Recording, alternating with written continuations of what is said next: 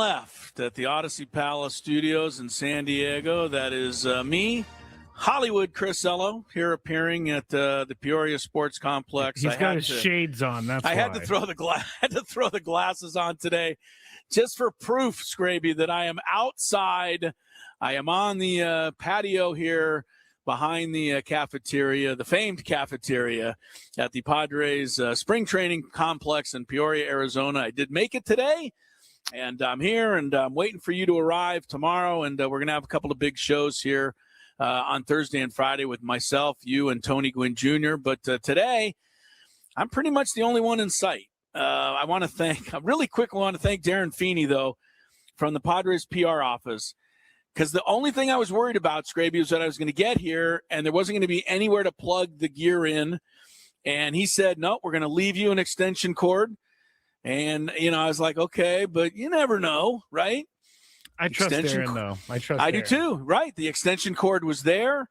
They even had a power strip. You had me bring a power strip because you were thinking along the lines of what an engineer. Always have to have a power strip. Always have one. I didn't need one because they provided one for me. And, look, everybody, I'm not sitting here waiting. I'm not going to break my, shoulder with the pat on the back. But, man, you guys should have seen how smooth I was setting this gear up today. Incredible, Skraby.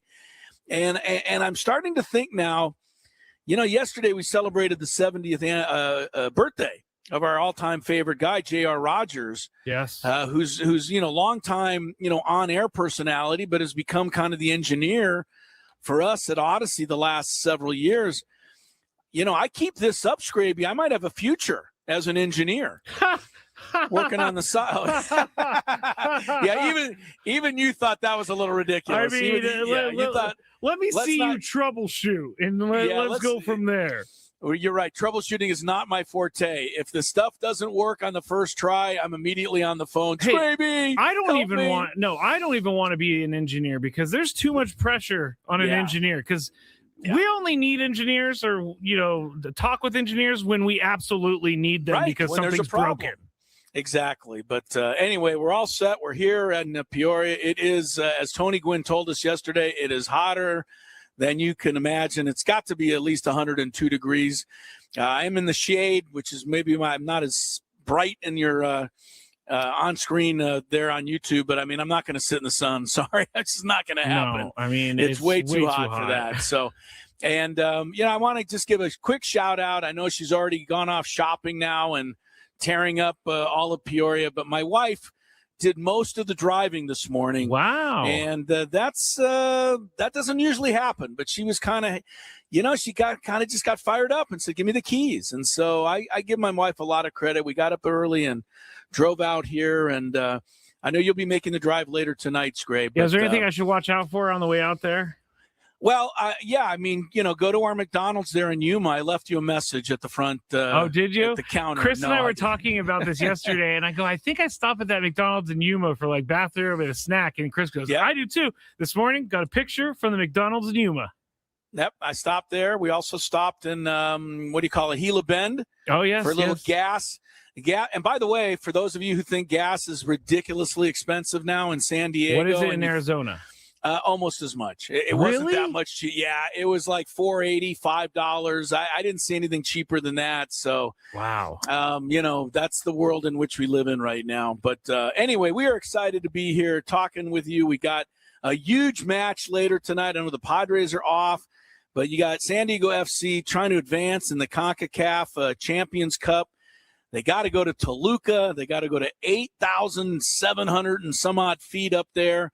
And just make sure they don't lose. A tie will allow them to advance, but man, how tough is it going to be under those some conditions to try to even just get a tie? So we will talk about that. Our MLS weekly visit with Jake Zivin a little bit later in the program. But Skraby, we have put it off long enough. In a world now where the United States dominates the sport of hockey, of all things. Yes. It is now the country of Venezuela that can say they are the masters of baseball. And you know what, Chris? You're giving them a round of applause. I am. And I'll tell you why once you get into it. Yeah, I watched it last night, as I'm sure a lot of other people did. Yeah, Venezuela's they have all of the, they're the kings of baseball. Next thing I expect, Antarctica is going to win the World Cup in soccer. I mean, what is going on? Yeah, what is going on? I mean, we're not supposed to be the hockey champs, but we are. And Venezuela is certainly not supposed to be the baseball champs, but they are. And I got to say, it's hard to hit with your two hands around your neck. I think the U.S. choked. I do. These guys were squeezing the sawdust out of the bat. They had one base runner in 5 innings against Eduardo Rodriguez. Aaron Judge was, how many times he strike out last night? I think it was 3. Yeah. I mean, they got nothing from anyone anywhere in the lineup. I don't know what they got. 3 hits in the end, something like that. They go meekly in the bottom of the 9th inning on 2 strikeouts and a pop-up. They just brought nothing on offense. To be fair, I think Daniel Palencia was just running on pure adrenaline and was throwing it 100. There's no question. There's no question. But you shouldn't be down 3-2. I mean, your pitching holds them to 3 runs. You need to win that game. But look, the day before they only beat the Dominican 2-1. I mean, the United States could not hit in this tournament. And I mean, you know what they were last night with runners in scoring position? Let me look. I see it. They were 0 for 0. They didn't have any at bats with runners in scoring position the entire game. This is not the Padres Saturday fill-in lineup, right? No. This is Hall of Fame player after Hall of Fame player. And I know that some people are going to say, well, it just goes to show it's the nature of baseball and that you can be shut down. Yeah, but you shouldn't be. You just shouldn't be under these circumstances. I mean, everything is on the line here. You got to be ready. You got to come through. This is why you're on the team. I mean, there's a lot of great players who were not picked for this opportunity. And the ones who got picked, they choked it. They did nothing. Bryce Harper's home run took your breath away. I mean, I got to say that. But the rest of the tournament, Bryce Harper didn't do anything. Look, to me, it's very disappointing. I'm not going to, give up on the sport of baseball, but shouldn't have happened like that. Let's also, yes, I agree. This team is way too good to lose, but let's also give Venezuela this. They have a really good lineup of major league players, and it's like an all-star lineup of major league players. So it's not like the U.S. was like, we're so much better than the other team. But Venezuela just wanted that game so much more.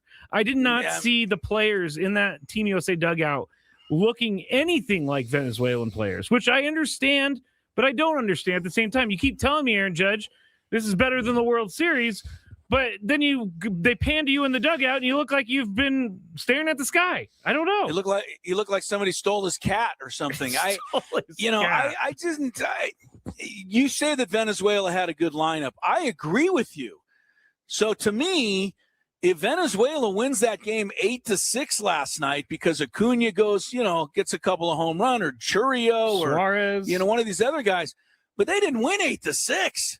They scratched out 3 runs themselves, barely got that. So, to me, the pitching was good enough by the United States to win, and these hitters got to own this now. They let us down big time in that championship round, and it wasn't just last night. It was the game before against Dominican Republic where they got 2 solo homers and they did nothing else. One more thing, though, before we let Mark DeRosa go without being mentioned. Okay. Unless you can explain or tell me something that I did not see, why in the 9th inning of a tie game with the entire world championship on the line would you pass over Mason Miller for Garrett Whitlock? I think I have an answer. Don't actually get it. I think I have an answer. Did he give an answer? Did somebody had to ask him about it? I never heard it. Quite honestly, I did not see if he gave an answer, but I have a feeling if something like they can only use Mason Miller, like kind of like Palencia. Palencia had the okay from his team to pitch if he was closing a game in the bottom of the 9th ahead. That's his situation. So they weren't able to use him unless that situation happened. That's a bunch of that's a crock. There's no way that was the situation. See, they're all telling me, and I should have looked this up before the show. I feel like an idiot. I'm just saying they're saying that he said the Padres said they can only use him in a safe situation. I definitely think that I agree with that. It wasn't a safe situation. It wasn't a safe situation, but I'm telling you that has to be a crock because top of the ninth inning, he was only going to go one inning, and you needed that inning to get to the bottom of the ninth. When you're the home team, you don't have a safe situation in a tie game. So I just don't believe that the Padres put that kind of kibosh on it and said, you know what, unless he's saving the game. Well, if he would have pitched the top of the ninth inning, he would have been saving the game in that regard. They gave the go-ahead to pitch an inning. I got to use him for an inning. I absolutely have to use him for an inning. I don't believe it qualified for their rules. Every team had rules. Every team had rules. I know what you're saying. I know, but it's ridiculous. Why would you let him pitch an inning with a 1-run lead, but you won't let him pitch an inning in a tie game? It's an inning. They gave the go-ahead for an inning. I just don't buy it. And they went with Whitlock, and they paid the price while the best reliever in baseball sat there and watched us lose the World Baseball Classic for whatever reason. And if the Padres were that adamant and said, "Hey, don't do it," then I think they are. Okay, well, I just don't buy it. What can I tell you? I don't buy that. You give him the okay to pitch an inning, let the guy pitch an inning, especially with the game on the line. All right, let me ask you this. If you wanted to say he can't close the game, he's got to close the game. Right. If it's 8-2, we're not bringing him in just for the hell of it.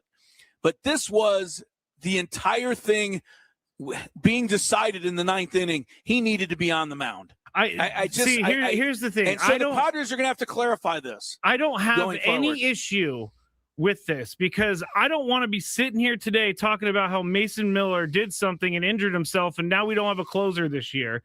I think that everybody had very specific situations. Like I said, Palencia was not allowed to go in the game unless they were up. It was a safe situation, and it was the bottom of the ninth. And they qualified for all three of those things, so he went in. I don't see a problem with this, especially where the problem is where the tournament is located, and it's in spring training. So I don't know how you're going to change that, but I don't want any of these guys to get injured. And for the most part, they got through the World Baseball Classic without injury. All the teams. If that's what the World Baseball Classic is about, just a bunch of guys competing not to get injured, then it's a waste of my time. And I can agree with that. I can't. So don't waste my time again. If you give the go-ahead for Mason Miller to pitch an inning, to me, you want him to pitch an inning only under duress, either with in that situation, that would have been the inning to use him.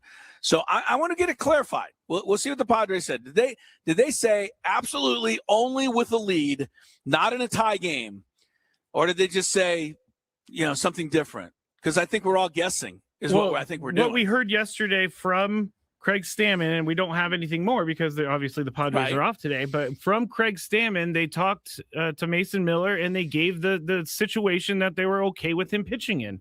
And that's all I saw. Right. He's okay. He can pitch.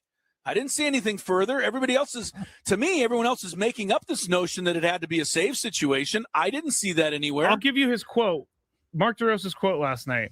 Quote, honoring the Padres. Had we taken the lead, he was coming in, but I wasn't going to bring him into a tie game.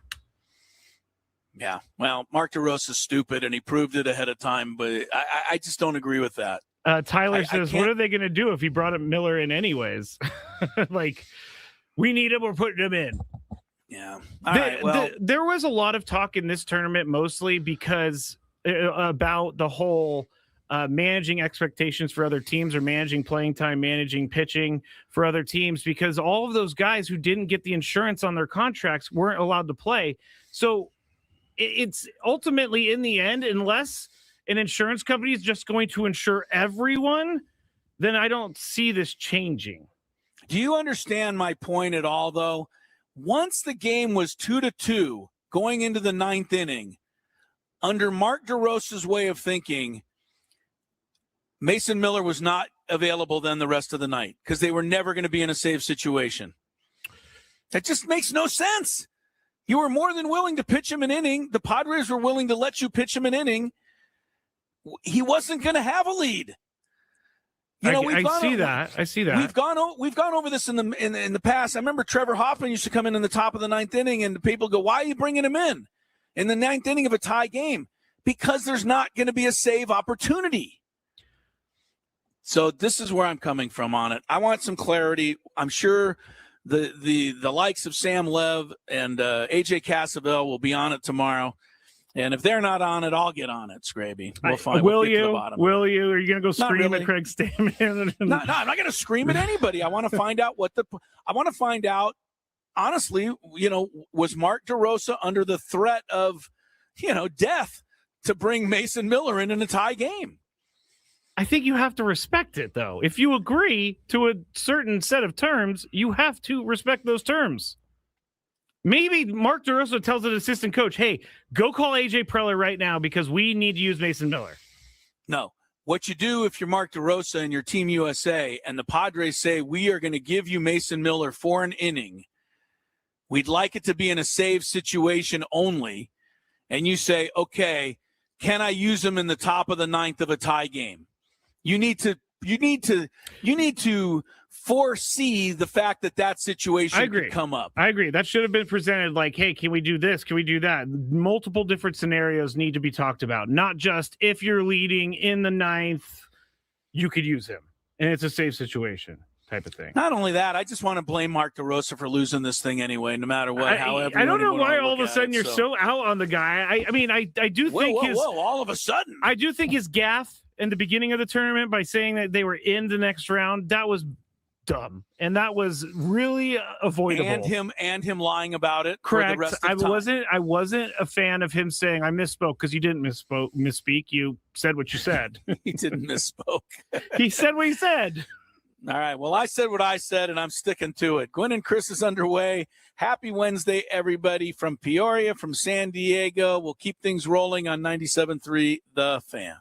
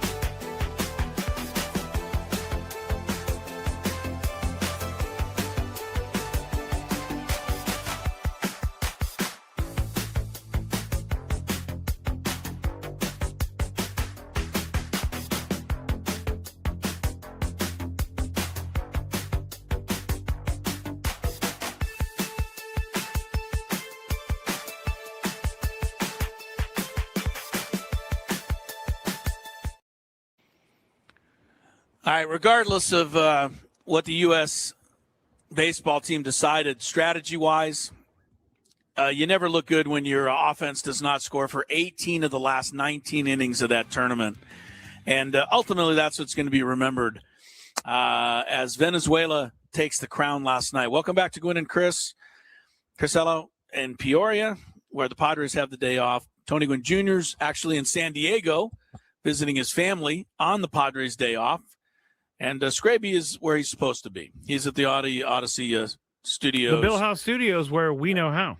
Yes, you are. You are there. You'll be on your way to Peoria after the show today. All three of us will convene here tomorrow for back-to-back shows from Peoria. Well, you will hear from a bunch of Padre players.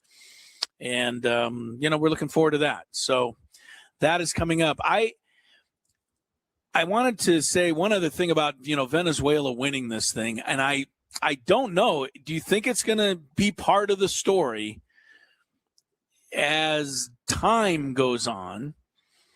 And how much did what's happening in the world of politics have to do with Venezuela's urgency to win that championship? I think it had a lot to do with it. I do too. So, I'm not going to get into what happened, what's going to happen. That's for other politic talkers to decide.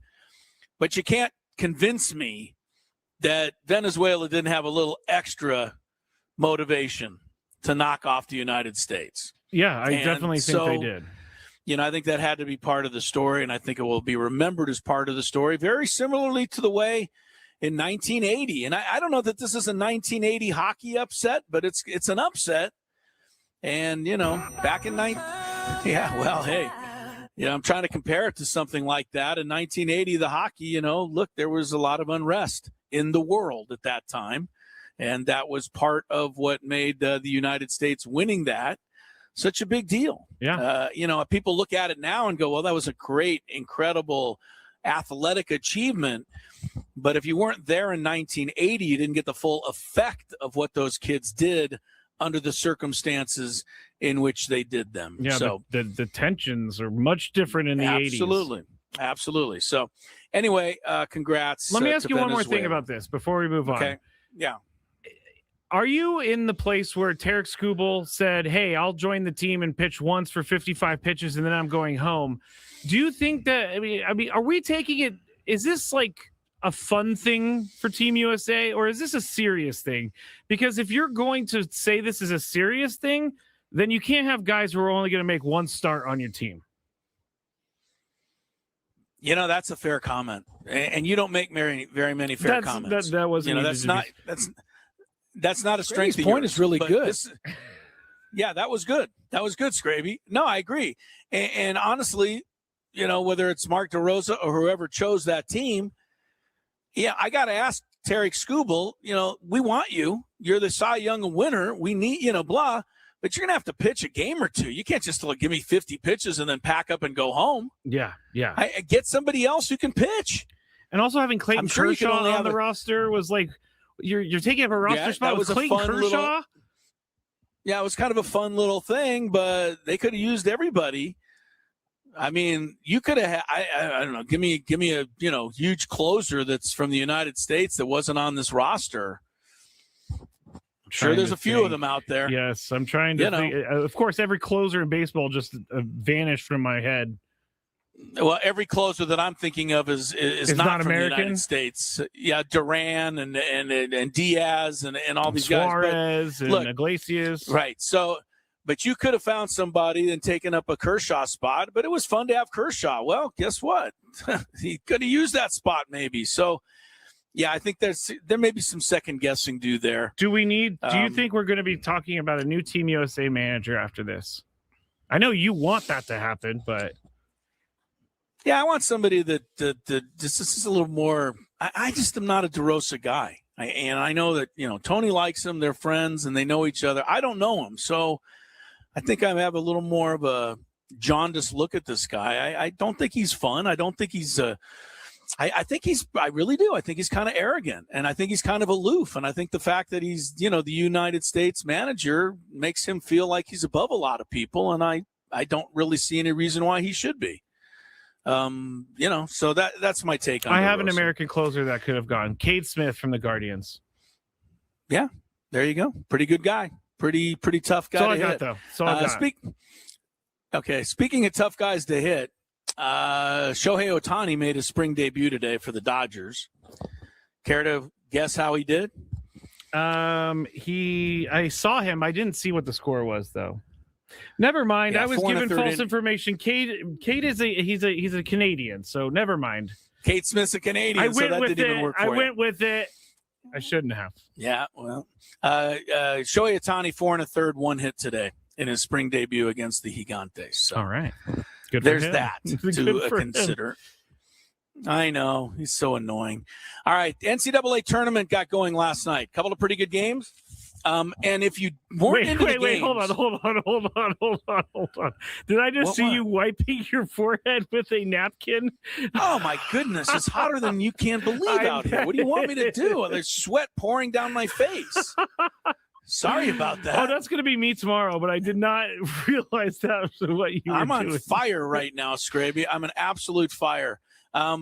Okay, so last night, the second game of the NCAAs, whether you cared about Texas or North Carolina State or neither team or both teams, how much fun was it to watch that game if you did and listen to Dick Vitale and Charles Barkley doing color? That was cool. The rest of the tournament is ahead of us. We'll talk more about that when we come back on Gwynn and Chris.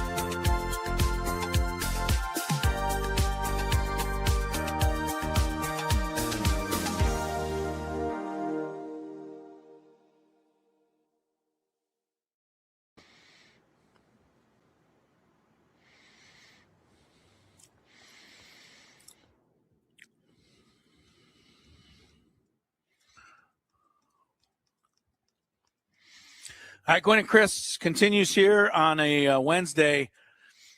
Pulled into Phoenix, Peoria, actually, earlier this morning, Skrabe, and looked at my phone to get a update on some of the news stories back home in San Diego. First story, heat wave hit San Diego. I'm like, not like the one hitting here. Yep. not quite 105 in San Diego, I wouldn't think. No, it's hot, though. Definitely warming up. Yeah, definitely warming up here, and I'm sitting there on the back patio. Padres spring training in the complex here. It's pretty much just me. And, this is no place I'd rather be, honestly, Skrabe. It's pretty nice. The shade is keeping things reasonable here. I was going to say, I'm going to bring a towel tomorrow. Well, it's warm. It's warm. I am not known as someone who is cold-blooded whatsoever. No, I sweat just staring at at something hot. At something like this. NCAA basketball started last night. I still, even though it's the first four, and people don't have to pick those games in their bracket, so it isn't quite as interesting. I still like to watch it, and Texas, North Carolina State. I came right down to the last possession. Texas wins it on the jumper there. Of course, the first game came down to the last possession. Also, Maryland, Baltimore County went for the three, couldn't quite get it. I want to hate this stuff because of the NIL and the way these guys, jump teams now and try to say that it doesn't mean as much as it used to, but I don't know. Once the game starts, I just like it. I like the NCAA tournament. It does bring, thrills and spills. But it also brought something else last night, Skrabe. Charles Barkley doing the color with Dick Vitale. Which game was this for? Because I did not see this. This was the Texas, North Carolina State game. I was driving home. And Brian Anderson, our old guy, from TNT and the Brewers, Tony's old friend, but now, national. Brian Anderson did the play-by-play. So, this was a Hall of Fame trio here.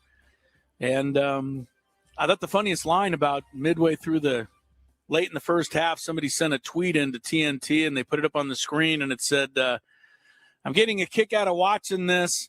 Barkley and Vitale talk for 15 minutes. And then after that, about BA gets one word in, and then they go back to it. So I can imagine. Poor BA. He's like, the shot is good. Okay, you guys go ahead. Go. Tony, you're awesome, baby, with a capital A. Well, yeah, Dick Vitale, man, just to see him healthy, and I don't know how 100% healthy he is, but based on what he's gone through, and everything that happened to this poor man, and to have him there and just enjoying himself. And Barkley played a really nice tribute to him when he sat down at the table, and, Dickie V said nice things. So it was fun to watch that last night. And there will be another couple of games tonight, including Miami of Ohio against SMU. I think we've all discussed that Miami of Ohio is kind of representing everyone out there. Everyone is a little guy, that gets overlooked and can't get the job done against the big bad powerhouse conference and whatnot. That's Miami of Ohio's charge tonight against SMU. So we'll see how that one goes a little later on this evening. Tomorrow, then it gets going in earnest, right? All day tomorrow. Are you going to bring, like you normally do, a couple of laptops so I can watch games all day? I do have several I have 4 laptops I'm bringing. You're going to bring them all and set them up around the around the. I've learned enough, Chris, to know that it's like pitching. You can never have too many laptops. No, evidently the laptops are kind of the way of the world right now. But yes, I will have something that we can watch the games on. Now, I was thinking about this earlier because we all know, and Nate said something on the chat that was really funny. Chris is back to where he last cried, which you did cry right over your shoulder there. Right. Pretty much all over this yard I was crying. When the Aztecs beat Alabama. Yeah, Nate, you're 100% right. And that's just why I think that's why I still like coming here so often. It gives I you have good a great vibes. time when I get in. I have a good vibe when I get in this backyard. Yeah, I don't know if we've ever done spring training with the first day of the tournament underway. I don't think we have. So this is going to be interesting. Braden will be up early tomorrow because they got TCU and Ohio. I shouldn't call him Braden, by the way. Did you hear about that one? Why? Our new midday host, Brandon. Yeah. I mean, come on. It's our the station Brandon Sobrano show. Our station is hilarious. They put a promo together for Braden to appear at Baja Rick's on opening day, and they called him Brandon. Our own guy. I know. My phone, whenever I say Braden into my phone, it always corrects it to Brandon, but it does. Braden. Well, anyway, yeah, whoever announced it, they got their signals mixed up. So Brandon Suprenant, he'll be up early tomorrow because TCU's the first game tomorrow against Ohio State. I think that's a pretty good way to start tomorrow. Louisville got some bad news today, by the way. Their young freshman star player, Brown, I believe his last name is, not going to make it, not going to play against South Florida tomorrow. For those of you, looking for an upset in your bracket, perhaps that is, something that could be more likely to happen now with Louisville missing a key player. Also tomorrow morning, Skraby, and this one scares the daylights out of me, starts at 11 o'clock in the morning. So basically it means Wisconsin could be eliminated before the tournament actually even begins. And I already told everybody, and you agreed with me, that Wisconsin's an upset Final Four team. And both of us kind of are on that. But I always get worried. Whenever I pick an upset team, it just seems to backfire every single time. So if you're a Wisconsin fan, you got to be more worried than you ever thought you'd be for that game tomorrow against High Point, which is another North Carolina school, by the way. If you're wondering. I did find that out last night, actually. Friday, of course, the tournament comes to San Diego, and I think that's great. I mean, we got 4. Now, I don't think you get to go to all 4 games. I think, correct me if I'm wrong, if you're holding tickets. Well, if you've got tickets to go see that, can confirm with us. I think there's 2 separate segments. So you go to the morning segment, you can see Arizona play Long Island University, in which case you may be sitting in on one of the biggest upsets in the history of the NCAA tournament. And then you see a pretty good second game with Utah State and Villanova in the 8-9 matchup. But then I think they kick everybody out of there. And then you come back a couple of hours later with a new, I'm seeing it right now. They're selling tickets for a first round or for a session 1 and a session 2. So 10:35 for session 1, and then session 2 starts at 4:10 p.m. Yeah, I think I'd rather go to the second session. I just think that there's the potential for better games. St. John's, you got Rick Pitino there against Northern Iowa. Northern Iowa has, done this crazy stuff in the past. And then Kansas in the second game with Bill Self and all that, but I said it yesterday, Cal Baptist is a team a lot of people think is going to be, potentially a challenge for Kansas tomorrow or Friday night. So, look, you should go see an NCAA tournament at some point. Not all of us get to go to a Final Four. Not all of us can get tickets or, it's not nearby.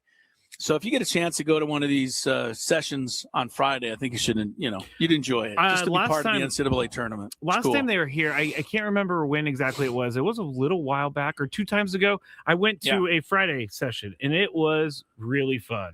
I got to see Wichita State and that little bushel of wheat running around. That was awesome.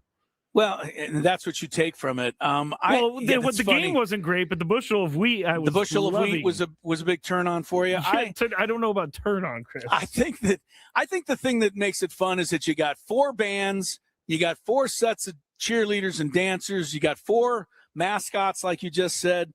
It's just the dynamic of it is something that you don't experience in sports very often. No, you don't. And if you're lucky, the fans from the second game will start rooting for the underdog in the first game because they just want to see them lose. There's a lot of weird dynamics that go along with it.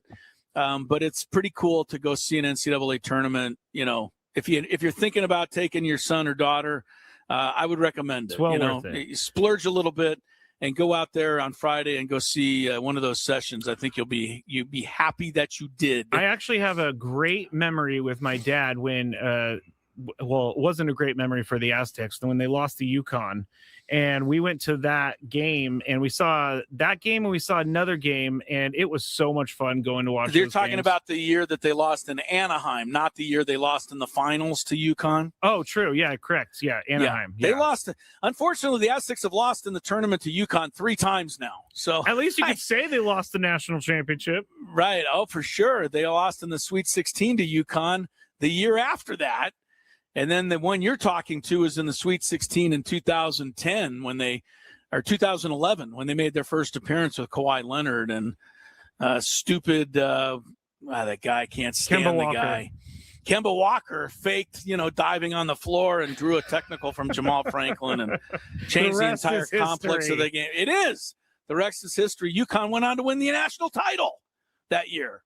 And I say it's all because of Kemba Walker flopping and the ref buying it. But the second game that night was pretty good. You're right. It was Duke and Arizona. That's a pretty good game. And I know Kyrie Irving was in that game for Duke. I was in a deep depression at the time. I watched the first half and then drove back to San Diego. I just couldn't watch anymore. Really? After the loss to UConn. Yeah. Just wasn't fun at that point, but it is a great dynamic to go to an NCAA tournament, regional, and you're going to get that chance to do that. I'm just trying to see if there's anything else that you need to know for filling out your brackets. And, there really isn't a whole lot more info I can give you. I can tell you this. I've been asked a couple times if we're starting a bracket, and we're not doing one this year. I'm sorry. We're not. Everybody just do your own brackets and keep tabs. And if you go like 64-1, then tell us if you get really far and you haven't missed one yet. We want to know about those ones for sure. Some NFL news today. The Eagles. Hey, do you understand this? They're trading for Andy Dalton. Why? What? Because he's a solid backup. He's a what? He's a solid backup, I guess. Come on. Jalen Hurts never misses games, really, so they don't have to really worry about it. Who was their backup before? Do we know? Yes, I do know. I guess Jalen Hurts missed a couple games last year. It wasn't Kenny Pickett. Let me see. Hold on. Well, then it says Kenny Pickett got signed by the Panthers, so maybe it was Kenny Pickett. I don't know. I just think Andy Dalton's a guy that is a placeholder. He goes out and takes snaps from center and loses the game. He's kind of like a scout team guy too. Yeah, but why? Why pick up a guy that gives you like no chance of winning the game? You don't know that though. He could win you a game. You do though. Andy Dalton went 1-6 in 7 starts with Carolina. The 3 years he went 0-1 with against. But he's just. It's Andy Dalton. Why do you have such a problem with Andy Dalton getting traded for? Because there's got to be something more inspiring you can do than just bringing in 38-year-old Andy Dalton. Okay, let's play a little bit of a name game. Would you go Andy Dalton or would you go the Eagles backup quarterback Tanner McKee? Exactly. I don't even know who that is. Exactly. I don't even know who that is. Exactly. So. All right. Well, you got him, Eagles fans. I'm not saying you bring him in and make him your starter for the year. I'm saying I didn't say they're going to bring him in and make him a starter. I can't. Let some. You know what? Whoever Tanner McKee is, give him a shot. I'd rather have some young guy trying to prove himself, going out there and giving it his best shot, than just regurgitating 38-year-old Andy Dalton, who I know is going to lose the game. He's going it just seems stupid to me. He's going for the record of playing for the most teams in the NFL because Ryan Fitzpatrick was the other guy, but Ryan Fitzpatrick would come to a team like this and he'd have a little Ryan Fitzmagic, so he was kind of worth taking a shot at. Andy Dalton is not. I'm sorry. It's the same argument I had with Adam on Tua. The Falcons got Tua. Adam says, well, they have to have somebody. I'm like, yeah, you do, but why do you have to have somebody that you just know is going to lose? I think that's there's got to be somebody else you can get. I think that's your bias talking because Tua can win you games. We've seen him win games. We've seen him win games. We've seen him win games. We've seen him win games against bad teams only, Skraby, and that is a fact. You can't even remotely argue that. It's all relative to the NFL. You tell me that all the time. An NFL team is an NFL team. That's and you don't like this either. So I'm surprised, but I don't like just, people that are old and broken down and have shown what they can do being resurrected and being given millions of dollars again. I don't care for that. I don't even know if he ever earn it. I don't even know he's not resurrected. He never died. You know, he's been in the NFL forever.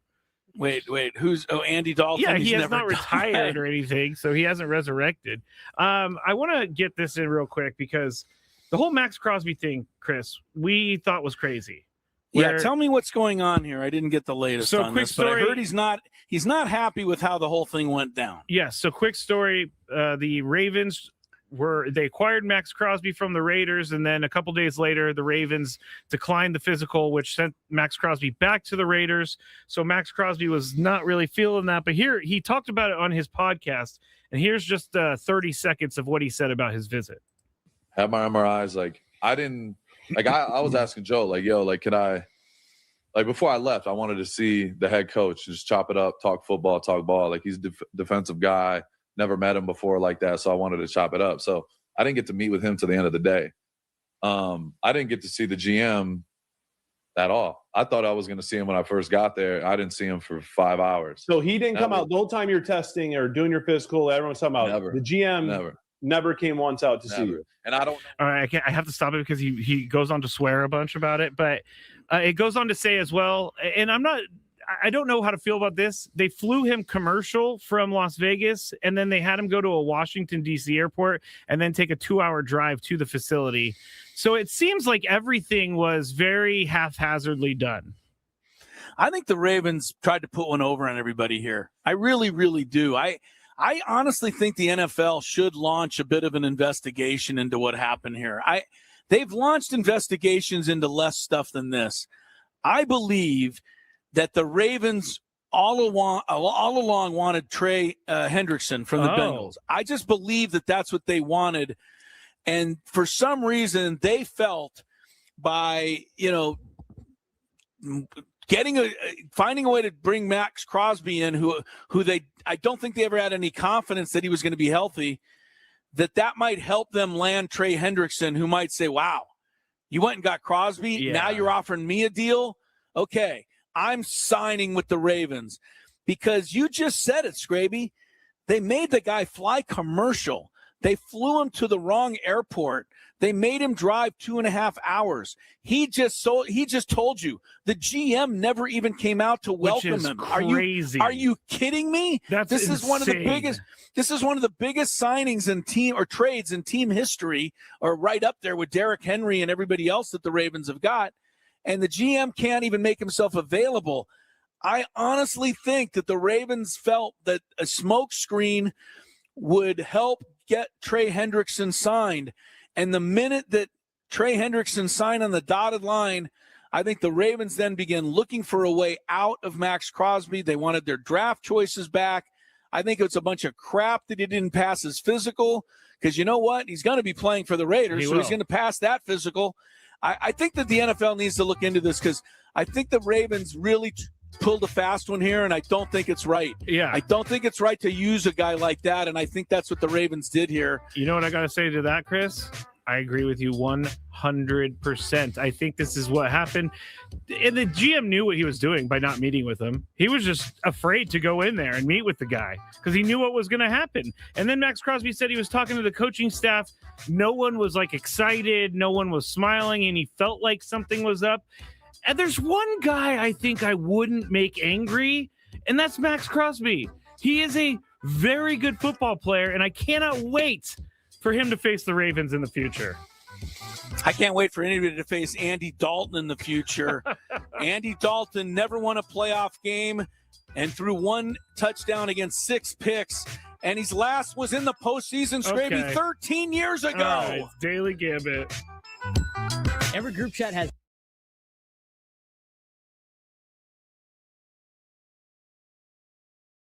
Thank you for listening to 97.3 The Fan. Be back shortly. I would be back shortly if the thing will click. See, I'm clicking. I have no idea what's happening. It's not playing any commercials right now. Well, this is just great, everybody. Let me see if I could try to start another one. All right. Well, this is awesome.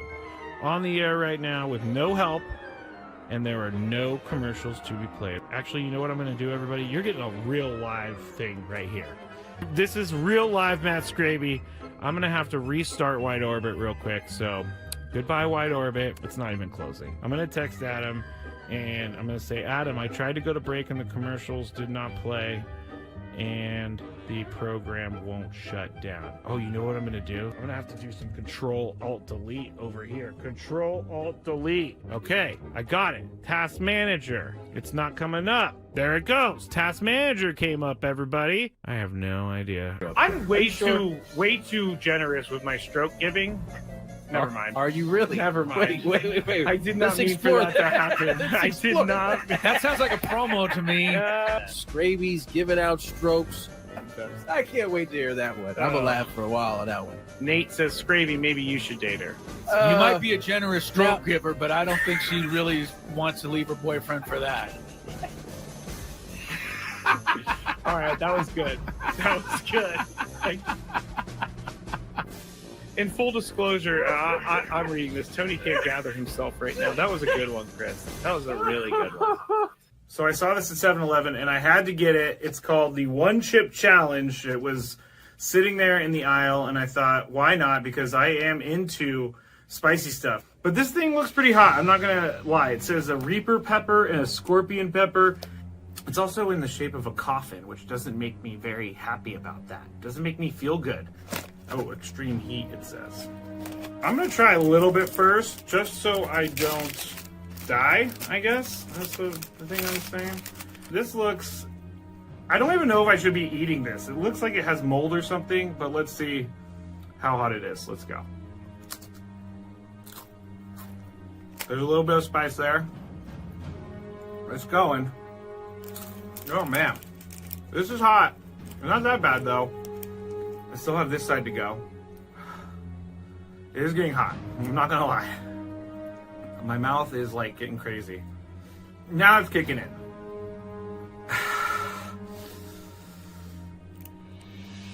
I'm not sure if I'm gonna finish this. Honestly, it's getting serious. I gotta go with the milk. My mouth is dying right now.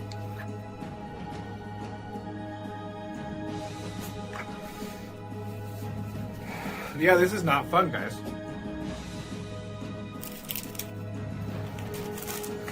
Never gonna do that again because my mouth is on fire. Thank you for listening to 97.3 The Fan. Be back shortly. I would be back shortly if the thing will click. See, I'm clicking. I have no idea what's happening. It's not playing any commercials right now. Well, this is just great, everybody. Let me see if I could try to start another one. All right, well, this is awesome. On the air right now with no help. And there are no commercials to be played. Actually, you know what I'm going to do, everybody? You're getting a real live thing right here. This is real live Matt Skraby. I'm going to have to restart Wide Orbit real quick, so goodbye, Wide Orbit. It's not even closing. I'm going to text Adam, and I'm going to say, Adam, I tried to go to break and the commercials did not play, and the program won't shut down. Oh, you know what I'm going to do? I'm going to have to do some Control-Alt-Delete over here. Control-Alt-Delete. Okay, I got it. Task Manager. It's not coming up. There it goes. Task Manager came up, everybody. I have no idea. I'm way too generous with my stroke giving. Never mind. Are you really? Never mind. Wait. I did not mean for that to happen. I did not. That sounds like a promo to me. Skraby's giving out strokes. I can't wait to hear that one. I'm gonna laugh for a while on that one. Nate says, Skraby, maybe you should date her. You might be a generous stroke giver, but I don't think she really wants to leave her boyfriend for that. All right, that was good. That was good. In full disclosure, I'm reading this. Tony can't gather himself right now. That was a good one, Chris. That was a really good one. So I saw this at 7-Eleven, and I had to get it. It's called the One Chip Challenge. It was sitting there in the aisle, and I thought, why not? Because I am into spicy stuff. But this thing looks pretty hot. I'm not going to lie. It says a Reaper pepper and a Scorpion pepper. It's also in the shape of a coffin, which doesn't make me very happy about that. It doesn't make me feel good. Oh, extreme heat, it says. I'm going to try a little bit first, just so I don't die, I guess. That's the thing I'm saying. This looks... I don't even know if I should be eating this. It looks like it has mold or something, but let's see how hot it is. Let's go. Hour number 2 of Gwynn and Chris. And Skraby, correct me if I'm wrong. I'm in Peoria today. If you're just tuned into the show, I'm out on the back patio at the Padres spring training complex. There are no Padres anywhere to be found. They have the day off today. But tomorrow, all the Padres will be here, and I'll be here, and Skraby will be here, and Tony will be here, and we'll be bringing you all kinds of Padre insight and interviews on the program, not only tomorrow, but Friday as well. So make sure you make your plans the next couple of days. In the meantime, hang out with us today until 6 o'clock. SDFC, they got the big one tonight. Toluca is one of the top clubs right in the entire league of Mexican soccer. So this is not a gimme, but we have the lead. We're up by 1 going into the match. Do you like this format, Skraby? I find it to be fascinating. What, going to play a totally different team from a totally different country in the middle of the season? No, okay, yeah, that does bug me, but I get it. This is how soccer is. They stop and they play other tournaments. Yeah. But no, I'm talking about the format where you're playing the same team in a 2-match total score. And I think what makes it really interesting is the tiebreaker, which is goals scored on the road. Now, in this particular instance, it's bad news for San Diego FC because Toluca, although they lost here last week to SDFC, did score 2 goals. So basically SDFC tonight has to score either at least score 2 or they have to forge a tie. No, I don't like this because I don't like it. I love it. I don't like it. I love it. I think it's cool. It's kind of like the World Baseball Classic tiebreakers. It made no sense to me. And I understand you had to take into account for games that ended early due to the run rule, but it was way too complicated. Well, one thing that was crazy in the first round of the CONCACAF Challenge, SDFC won its match here 4-0, I believe, or 4-1. Then they went to Puma and they lost 1-0, but they were the ones celebrating at the end of the match because they moved on. Yeah. See, that's the part so I don't really like. So that is a strange dynamic. I need a clear winner. I don't like the back end of things. So tonight, if SDFC and Toluca play a 1-1 draw, SDFC is dancing around like gangbusters when it's over. I'll be happy about that. Because they will have advanced. Yeah, I'll be happy about that part. We'll be happy about that. Yeah. All right, we'll check in on that match and some of the rest of the stuff coming up in today's Daily Gambit. Do you like money? I think about money a lot. Do you like money without doing anything? Winning. Do you want to make money while watching sports? I think Washington is immortal luck. Washington! Woohoo! If you answered yes, this is your segment. Just don't blame us when you lose. Nothing is ever your fault. It's your game. Take it. Gwynn and Chris go through the top bets of the day in The Daily Gambit on 97.3 The Fan. Daily Gambit is our daily sports betting segment here on Gwynn and Chris. Please, everybody, gamble responsibly. We made some bets on the playing games last night, and the Howard Bison took on the Maryland of Baltimore County Retrievers. Chris went Howard, I went Retrievers. Howard won 86-83, and they were a 1.5-point spread, so they win the bet as well. North Carolina State -1 against Texas. We both went Texas. We were both correct. Texas won 68-66. North Carolina State, what was the total score of that game? Over under 158.5. Both of us went under. Both of us were correct. 134. Then USA -1.5 on the run line against Venezuela. We both went USA. Venezuela, as we know, won 3-2. Over under 9 runs in the game total. You went over, Chris. I went under. It was 5. Here's where I made a mistake. Detroit -18.5 against the Wizards. We both went Pistons. 18.5 is a ton of points for an NBA game. They won. The Pistons did, but they only won by 13. So we did not win that bet. Yeah, because Trae Young decided to play only well enough to lose by 13. I'm sure he was pleased with himself. He's got to be. You know what, Trae Young, I'm sorry. My reputation on Trae Young is that he's one of the great losers in NBA history. Oh, my gosh. Not losers as in a person, just losers as in losing the game.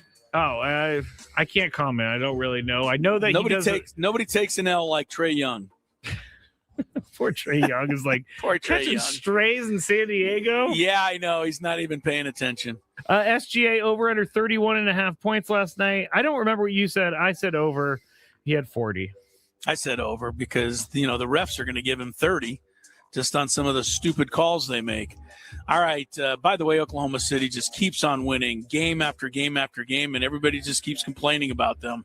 They are the hated ones now in the NBA. I think it's SGA, very interesting. I think SGA really enjoys this because there was a foul called on him last night, and then there was like a timeout, and he's walking off the court with the biggest Joker smile ever. Yeah, he's like, I got him again. I fooled him again. The refs buy it every time. Yeah, he knows he got away with it. The guy, he on that particular play, he had the ball in his left hand.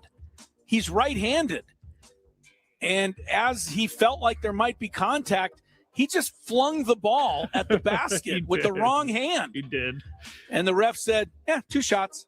Like 2 shots. He wasn't even trying to shoot. And without saying anything, he just turned around and he just turned around and laughed his way back to the bench. He knows he's winning. Kind of love it.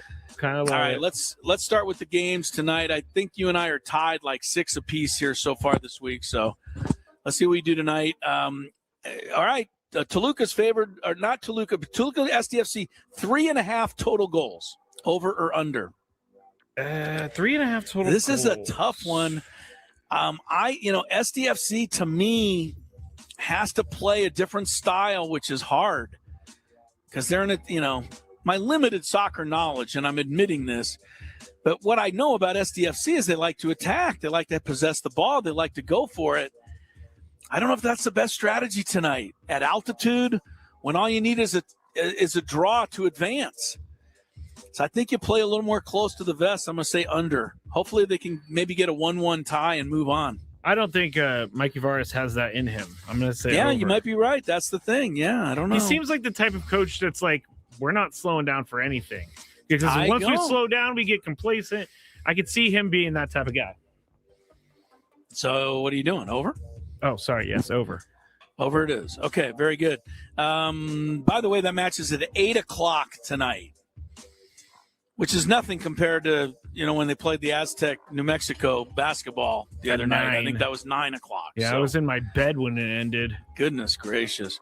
All right, college basketball tonight. Who do you have, Lehigh or Prairie View A&M? Lehigh's favored by 2.5. Quick note on Lehigh. Wait, this is the NCAA tournament? Yeah, play-in game. There's 2 more play-in games tonight. You're right. All right, Lehigh favored by 2.5. Here's the note on Lehigh, and I like this one, Skrabe. I think you'll like it too. The last time they were in the NCAA tournament was 2012. They were a 15 seed. They had a guy named C.J. McCollum, who's now a pretty good NBA player. Yeah. McCollum took apart Duke and beat them single-handedly in the first round, a 15-2. So last week, when Lehigh was clinching its conference championship in the tournament, their students started yelling, "We want Duke! We want Duke!" I thought that was great. You got to give them a lot of credit. This is 14 years later, but I thought that was really funny. That has persisted. The legendary Lehigh, performance. It was, man. Lehigh's always had the hammer on Duke. The question is, will they have it on Prairie View A&M? I say, why not? I'll take Lehigh minus 2.5. How about you? You know what? I can't do anything with a Prairie in it, so I'll go Lehigh as well. All right, there we go. And then the second game, I think, does have a lot of interest to a lot of us. SMU is 7.5 over Miami of Ohio. The 31-1 Rodney Dangerfields of college basketball. This is an interesting and difficult bet for me because I want Miami of Ohio to show everybody they were wrong. They're actually a team that could win. But I just have this weird feeling they're going to get blown out. So I'm going to go SMU. You are, huh? Yeah, it could happen. It really could. But I'm just going to go with the Cinderella story. This is what March Madness is all about. It is. You're right. So to me, Miami of Ohio, they kind of they represent that. So I'm going to take Miami of Ohio. A couple of games tomorrow morning that'll be over by the time we come on the air, so we can pick them now. Ohio State 2.5 over the Brandon Suprenants. I'm going to take the Brandon Suprenants here. I like their coach, and I like the fact that they beat Florida earlier this year. I think TCU is a dangerous team. I not just because of Braden. Yeah, I was going to say, for everybody who doesn't know, Braden went to TCU. I don't know if he's ever said that before. I don't know if anybody's ever noticed that before. I'm not sure. If you've listened to his show for 8 seconds, you should know that by now. Ohio State minus 2.5. I'm going to go. You know what? I think I picked TCU in my bracket, so I'm going to go TCU. Horned Frogs, it is. Then one other game tomorrow morning I wanted to pick. Wait, which way did you go? I'm sorry. I took TCU also. All right. And then we got Nebraska against Troy. 12.5 points. We talked about this yesterday. Nebraska has never won an NCAA tournament game. Never. I got to hope it stays that way. I'm going for Troy, the team that beat the Aztecs in double overtime earlier this year. Plus I get 12.5 points, which is a lot. Yeah, I'm going Troy. Troy is quickly becoming that team where everybody is thinking, oh, they may make a run. Yeah, I don't know if they're going to make a run, but they may win a game. All right, those are a couple of games tomorrow. And then quickly we go into the NBA night. And, look, the Warriors and the Celtics are playing. What is going on with the Warriors? Are they in or not, the playoffs? I didn't even know. No, Steph's been hurt. Draymond's been hurt this year. He's been out for a long time. Jonathan Kuminga was a big controversy. They got rid of him, though. I know. That was the controversy, is that they never gave him an opportunity, and now he's going to be a good player. That's all right, the other night, the Lakers beat the Rockets 2 nights ago. They play them again tonight. And again, they play them in Houston. It's like a 2-game series. And again, Houston's favored by 1.5. Lakers won the other night. Skraby, you going to go Lakers again? Is this going for their 7th straight win? And they're, back-to-back at Houston? KD took this one hard. So He put it all on himself. He said, I stunk up the joint. He said, I lost the game. I'm going to go with Houston. I got to feel like he's going to bounce back. I do too. The Lakers, if they win both of these games, man, my hat's off to them. That's not easy to do. The Trae Young trade has, turned it all around for the Hawks. They've won 10 in a row. They're at Dallas, favored by 8.5. I'm going to go Cooper Flagg plus the points. He's going to be the rookie of the year, even though he's not on a very good team. He's been all that and even more this year for Dallas. But you talk about a franchise that has disintegrated after that Luka trade. I never thought it would happen this way, but it did, right? The GM lost his job. The ownership changed. Anthony Davis eventually got traded. I mean, what a debacle. Yeah. That whole trade has turned into be for Dallas. But I'll take them tonight. I still remember the coffin that the fans brought to the stadium, which was their fanhood. Right. Fanhood was dead. Yeah, you got to give the credit to the fans. I thought the fans were overreacting. They weren't. No, they knew. They were very upset about this. You took Dallas. I'm going to go ATL. Go with the ATL. All right. One more. Let's see. SGA. Oh, God. This is a matchup tonight of two guys that are just like always criticizing each other. I like that. Yeah, Jaylen Brown hates SGA because he thinks SGA gets all the calls. It's because they're the same player, basically. They do the same thing. That's why he hates it. Jaylen Brown whines about it constantly. All right, what are you going? I don't know the bet. I know. I can't find the bet. Here we go. Give me another second. Yeah, I'm going to need more time. I love going to the Jeopardy music. Oh, my God. All right, I'm going to go SGA -4 against Jaylen Brown tonight. SGA -4 against Jaylen Brown. They're playing each other tonight. I'm going to go Jaylen Brown because he really hates SGA right now. I think he's going to be highly motivated. I think Jaylen Brown's going to get kicked out of the game early because he's not going to get a call and he's going to lose his mind. That's SGA. possible. He got kicked out of the game the other night for arguing. He did. He was not pleased at all. And you're right. If he's ever going to get kicked out of another one tonight, would be the night. He didn't care that he got kicked out. He was like totally cool with it. I don't know how I would feel if I actually got kicked out of a game. If I would feel embarrassed and ashamed, or if I would be. I'm proud of myself. I just want to know what's going on in the NBA right now. This is all we're talking about. Unfortunately, nobody is talking about, some of the performances that these guys are turning in. You know what I'm saying? It's like everything is about the refs just not calling the game right, and that star players are just taking advantage of it. That's what they want. I see. That's what the NBA wants. That's what they want. Huh? The NBA is a clip-friendly sport. It's very easy to put out a clip of some guy dunking, and it's 15 seconds and it's over. Do you know, I got one last thing on basketball. Do you know who Jason McElwain is? It sounds familiar, but I know it does. It's going to sound familiar to just about everybody. I'm bringing this up because Scott Van Pelt posted this video last night, and he said in the post, I've seen this video maybe 1,000 times, and he said, every time I see it, I cry harder than the time I saw it before. Oh. So I said, I got to watch it again, and I had forgotten what happened. But Jason McElwain, 20 years ago now. Yes. This is 20 years ago, and you've seen this clip, but if you haven't seen it, you owe it to yourself to watch it. He was a kid that was born with serious autism, thank you. And he loved basketball, but they'd never let him play. He was too little. He didn't have the mental, they didn't think the fortitude to play. He wanted to be a part of it so bad. His mom called the high school coach, said, can he just be on the, team manager, anything? And the coach said, yeah.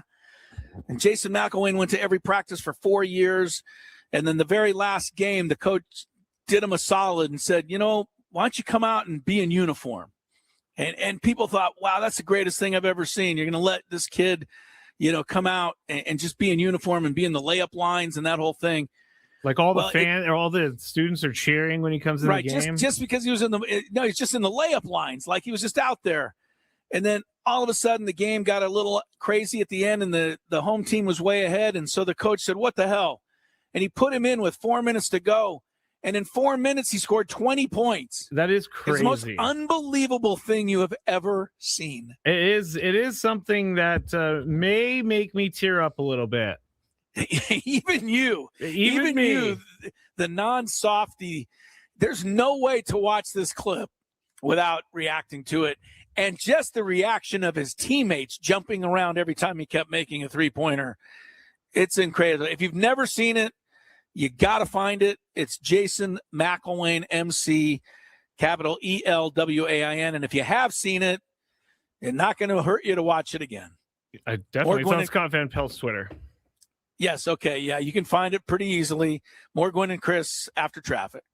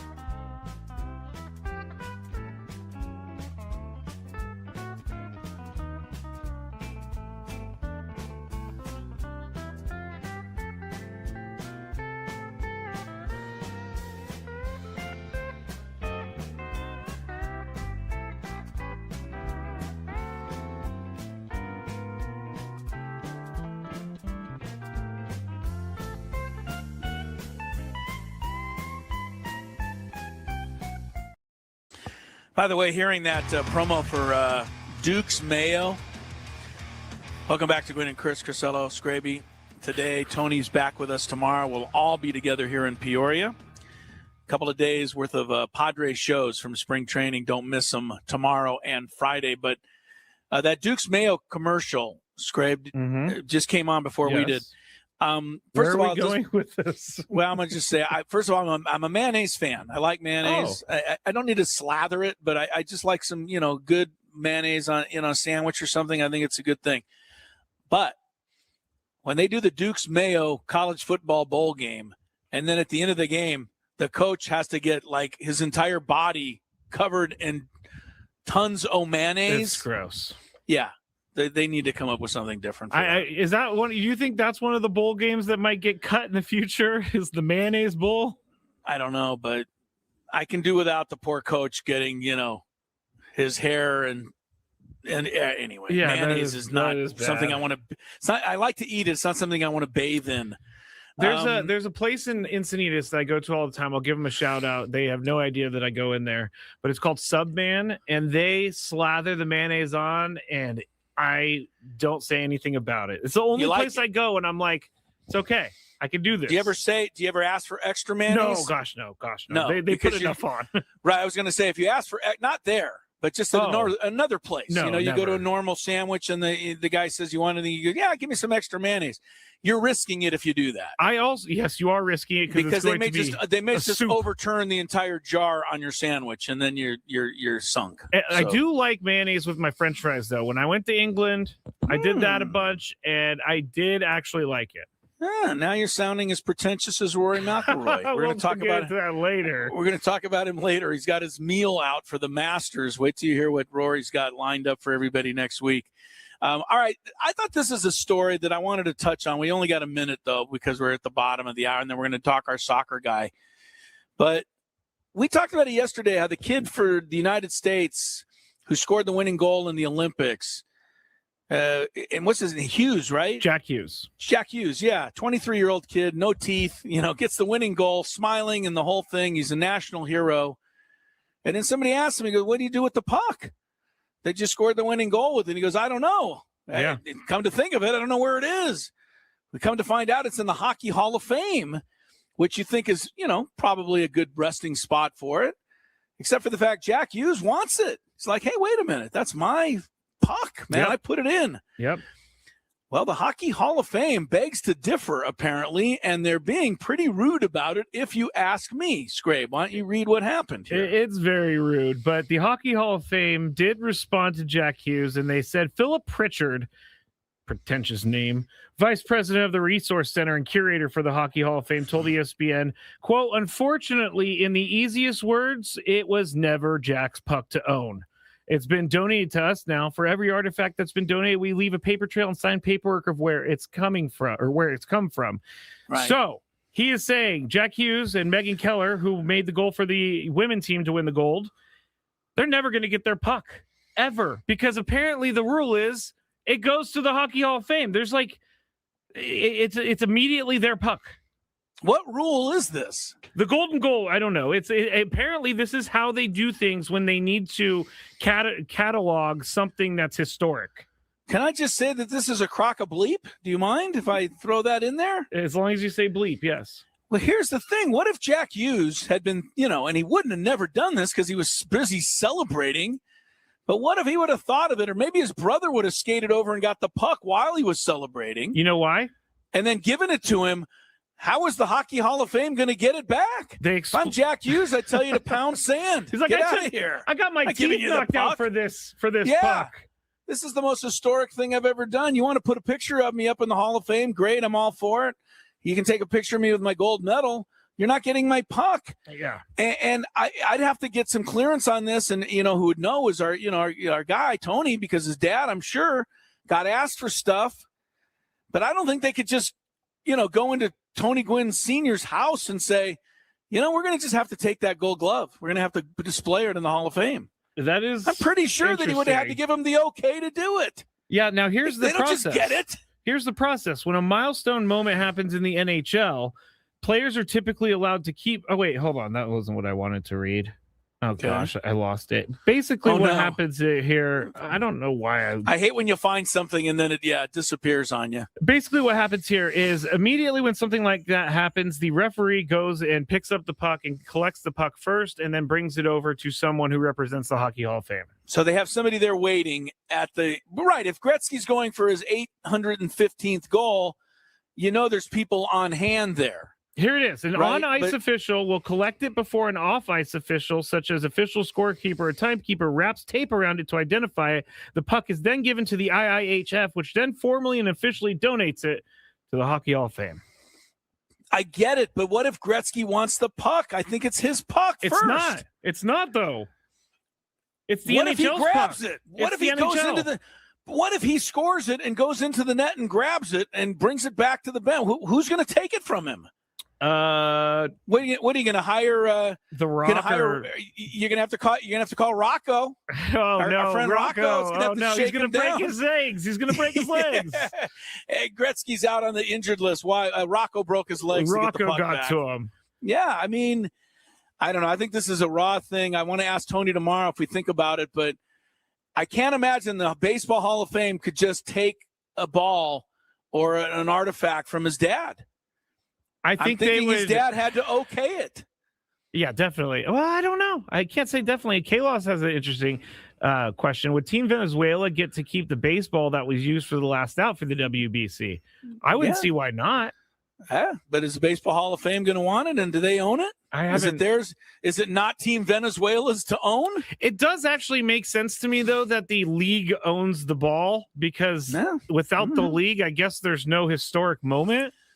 I know what you're saying. I do. And that's why I think it's a bit of a conundrum. We have a conundrum here, Scrape. I know. But I don't think we should and if I'm Jack Hughes, I'll be honest with you. People have sued for dumber stuff than this. That's true. I might consider, grabbing a lawyer and saying, hey, help me get my puck back. I think they'd have a chance. I certainly wouldn't. I don't think I would, I would not, I throw everything else out. I don't think I'd throw that out of my courtroom. I'd want to hear arguments before I could decide who should have the puck. Like keep the baseball, or they don't get to keep the baseball. It makes no sense to me that they would display a baseball for Venezuela's win in Cooperstown, New York. It makes no sense to me. It doesn't mean anything to us. And that's what they're doing with the puck right now. It's in the Hockey Hall of Fame, which happens to be in Canada. Yeah, they're backing up a U.S. win. The team Jack Hughes scored the goal against. That's crazy. I don't know. Maybe. I mean, this is an interesting one. It really is. Should it be in the Hall of Fame for all of us to see, or should the person who scored it have a chance to keep it first? So we'll take a break. We'll ponder. We'll also talk about some goals we hope that San Diego FC will be scoring tonight. Our weekly MLS interview next. From the first pitch of the year to the biggest games down.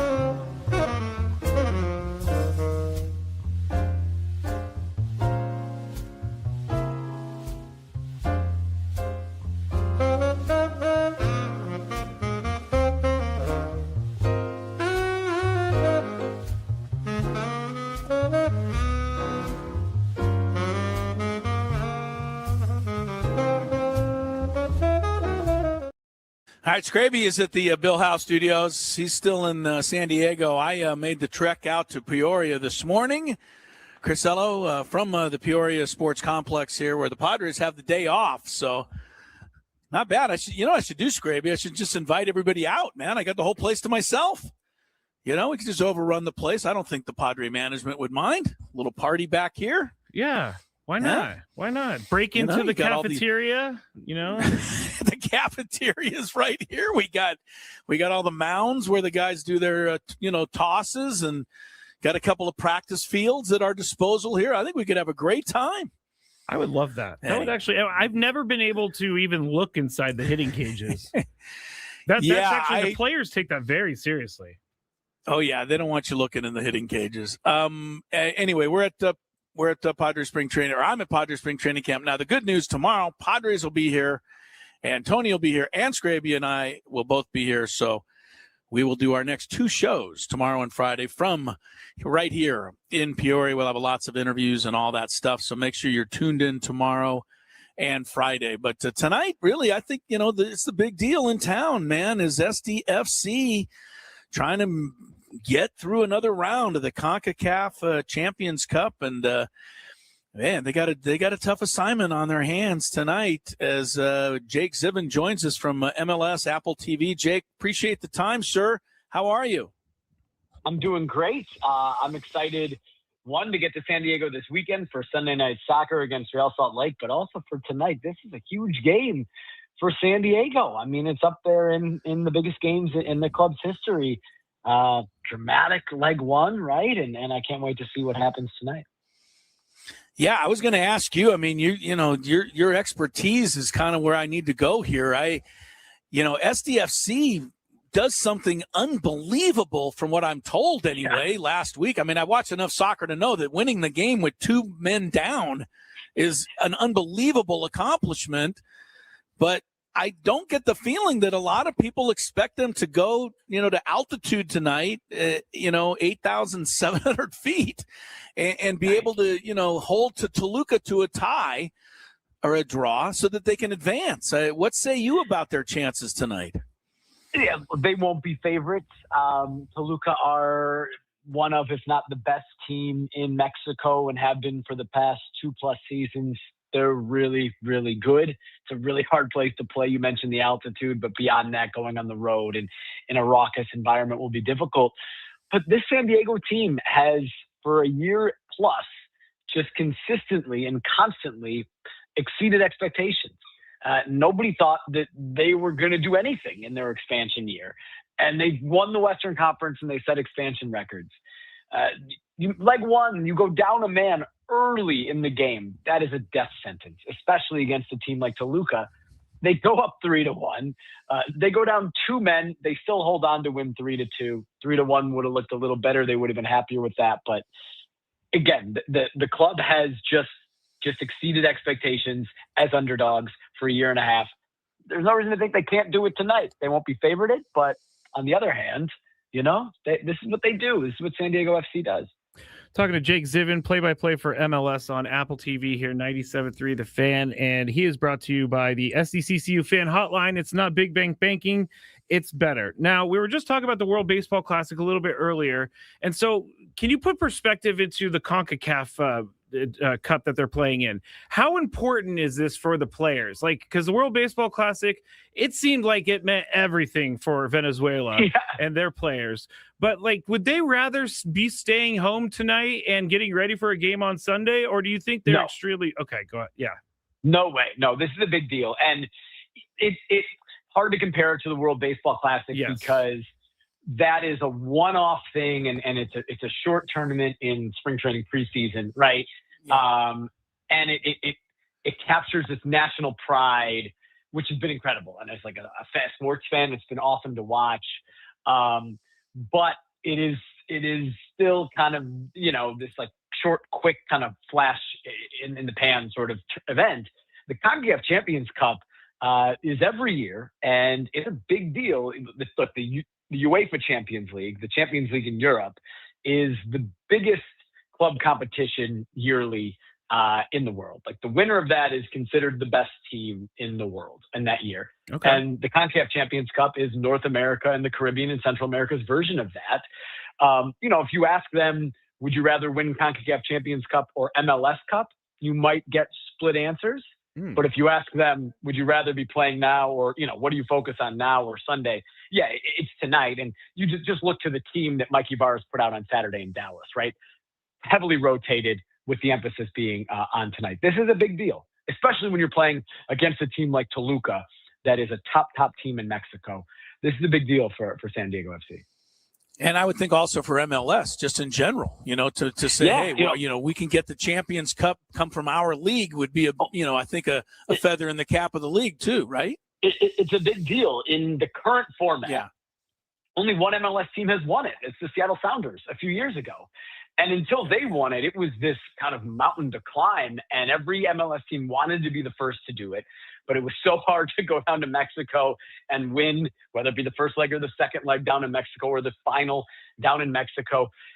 MLS teams were at a little bit of a disadvantage because it started, the CONCACAF Champions Cup was played during the beginning, and sometimes San Diego played the CONCACAF Champions Cup, their first 2 legs last round, 3 weeks before the season opener. That's the thick of the preseason. That was so impressive that they were able to do that.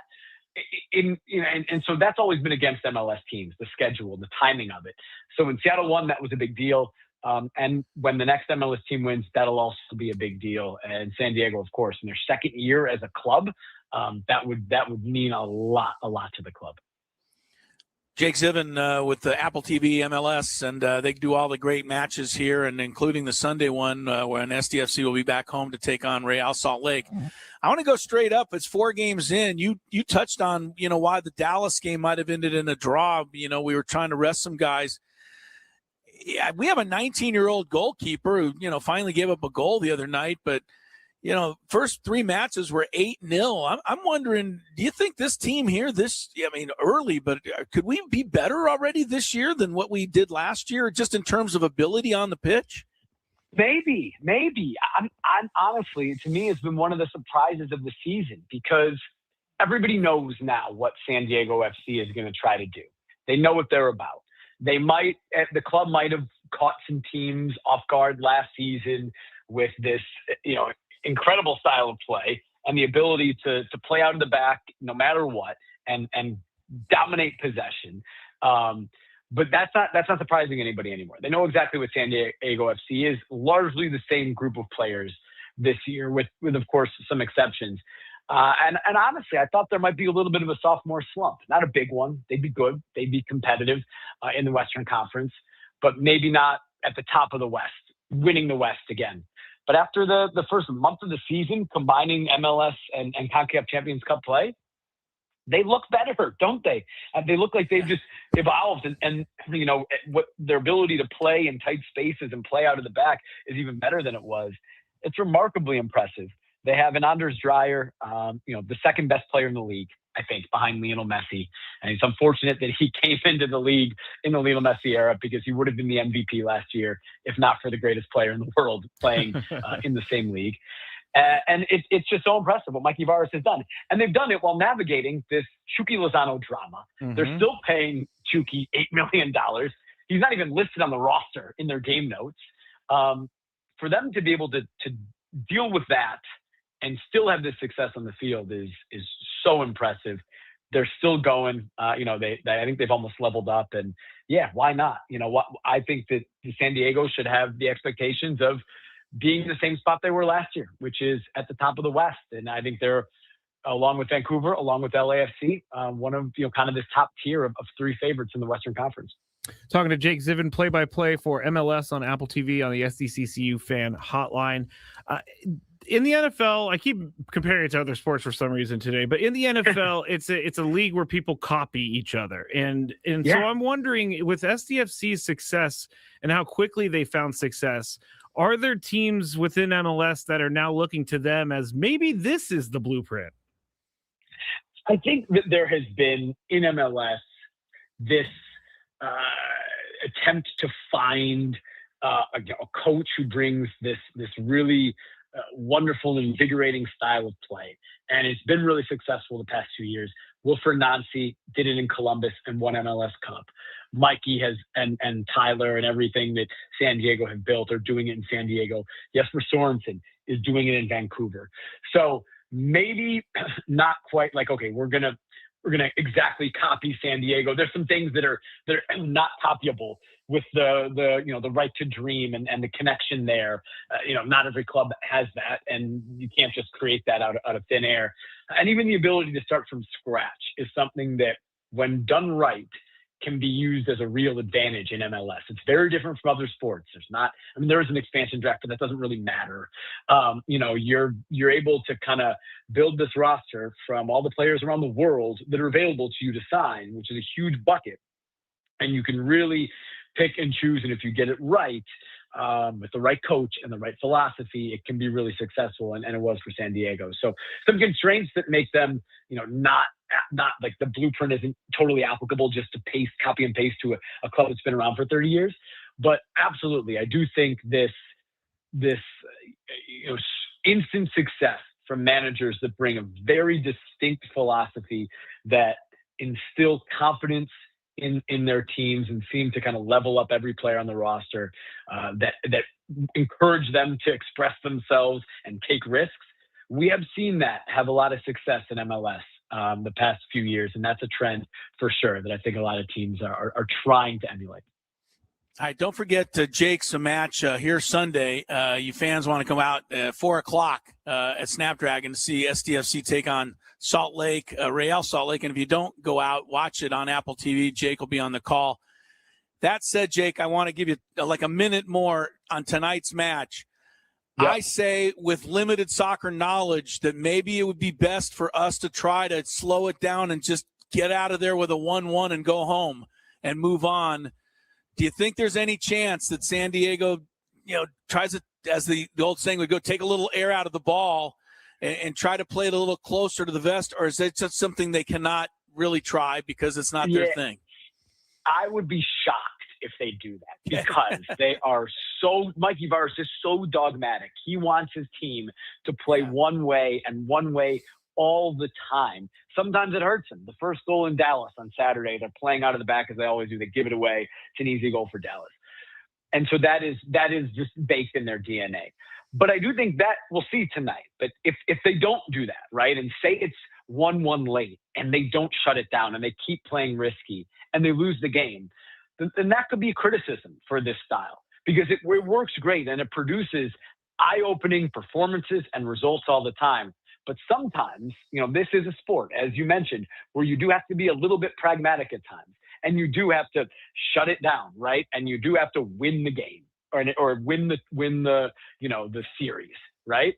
And does San Diego have that in them?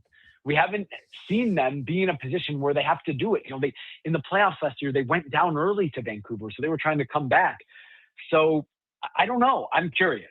If it gets to a point late where they're trying to just hold on, do they have it in them to shut it down? I don't know. We'll see. But they won't come out playing that way. I'd be shocked if they do. Yeah, it's going to be fascinating. I think that's one of the reasons a lot of people are excited. Jake, thanks so much. All you guys at Apple, I say it to everybody who joins us each week. We couldn't appreciate you guys more and enjoy talking to all you guys and enjoy your trip to San Diego this weekend and look forward to catching up to you again. Thank you. Thank you. Anytime. Can't wait to get to Snapdragon on Sunday. Absolutely. We'll be waiting on you. Jake Zivin, the play-by-play voice, Apple TV, and the MLS on Apple as the San Diego FC. That's Real Salt Lake match Sunday, but tonight, can they advance in the second matchup with Toluca? I like that name, Toluca, too. You like that, huh? Yeah, it rolls off the tongue. Toluca. MLB Network is so excited that Shohei Ohtani pitched today that they're re-showing the game from earlier today. I mean, it's exciting, I guess, but they roll out the red carpet for that guy every time he does anything. 4 1/3 innings, 1 hit for Shohei in his spring it's pretty debut good. today. It's pretty good. So it was pretty good. All right, more Gwynn and Chris coming up. I don't know if we'll have we got the Chris versus the fans. Yes. Okay. 833-288-0973. By the way, yesterday's Chris versus the fans, if you heard any of it, it was a feel-good moment, man. Bernice, one of our longtime listeners, got in there, got to the last question, had no idea, nor did almost anybody else, what the answer was, and pulled Chicago Cubs out as a team that once played spring training games on Catalina Island. I thought about this multiple times. That was one of my highlight moments of Chris versus the fans yesterday, Scrape. It's pretty good. That was good. We'll see what happens today when Gwynn and Chris returns.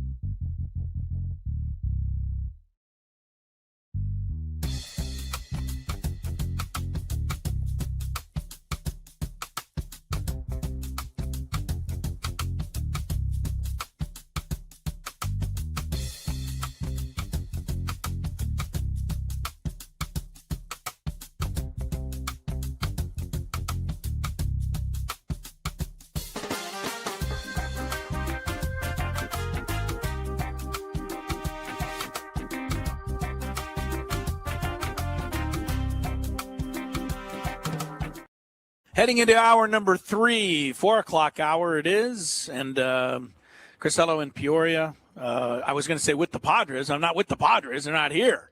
But I'm here at the Peoria Sports Complex. Skraby and Tony will be joining me tomorrow.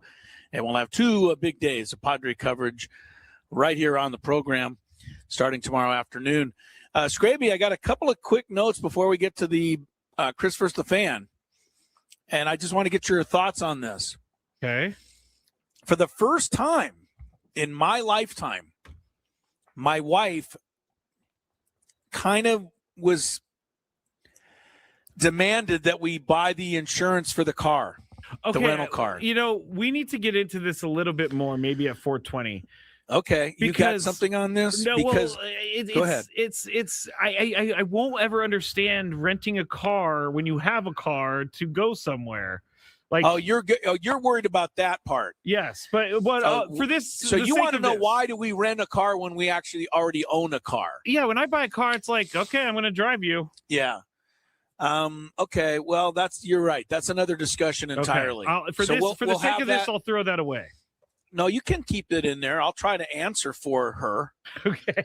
Certainly not my decision. Okay. You think I ever have anything to say about it? No. Probably not. Okay, so that's insurance. That's how you stay married as long as I do. All right, we'll talk about the insurance thing, but let's go through Chris versus the Fans. Everybody wants to get in there and win some prizes, so let's go.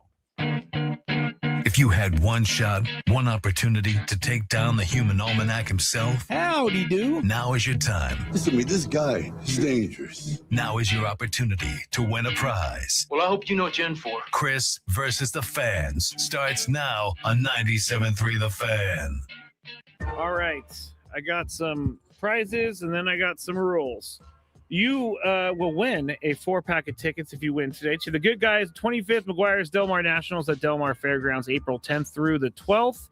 You can get details and ticket info at good-guys.com/DMN. If you win, you will also be qualified for a chance to win our grand prize, to 2-night stay at Fontainebleau, Las Vegas, and $150 resort credit. March is here, and Fontainebleau, Las Vegas is the place to catch every game. High-energy watch parties with expansive screens, great food and drinks, exclusive room rates, plus the pools and day club are now open. Book your stay today at FontainebleauLasVegas.com now. And Chris vs. the Fans is brought to you by the aforementioned Good Guys 25th McGuire's Del Mar Nationals Car Show, April 10th through the 12th at the Del Mar Fairgrounds. Over 2,500 hot rods, muscle cars, lowriders, woodies, and more. Get details at good-guys.com. One final thing, the rules. You have to make it through 3 questions. Each question will get more difficult. If you get the question right, you move on. If you get it wrong and Chris gets it right, you're eliminated. But if Chris gets it wrong, then you move on to the next question, or you win. If you're a first-time player, let us know before you get into it, and you will get that question for free today. All right. With all of that said, and that was a mouthful. Let's go to Jack. Hello, Jack. Hey, what's up, guys? How we doing today? Pretty good. How are you? Pretty good, Jack. Always good to have you on, man. Thanks for calling. Yeah. All right. Are you ready to play? I'm ready. Okay, here we go. What is Aaron Judge's number? I think it's 99. 99 is correct. I've always found it so strange that he's 99. But at the same time, he's one of a kind in baseball. So we've also talked about the fact if you're a Yankee, you're running out of numbers. That's true. Maybe that's why. So many retired numbers. There's no single-digit numbers left. You cannot be a single-digit numbered Yankee anymore. That's very unfortunate for any Yankee that wants to be a single-digit number. All right. Question number 2 to Jack. Who has scored the most goals in SDFC history? Gotta be Dryer. Dryer is correct.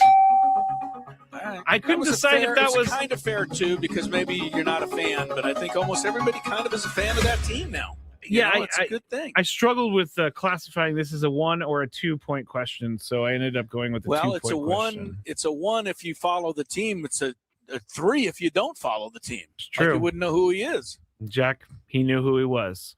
Jack. So we go to the third and final question. This is going to test your knowledge. What Team USA player won the World Baseball Classic MVP in 2017? Oh, come on.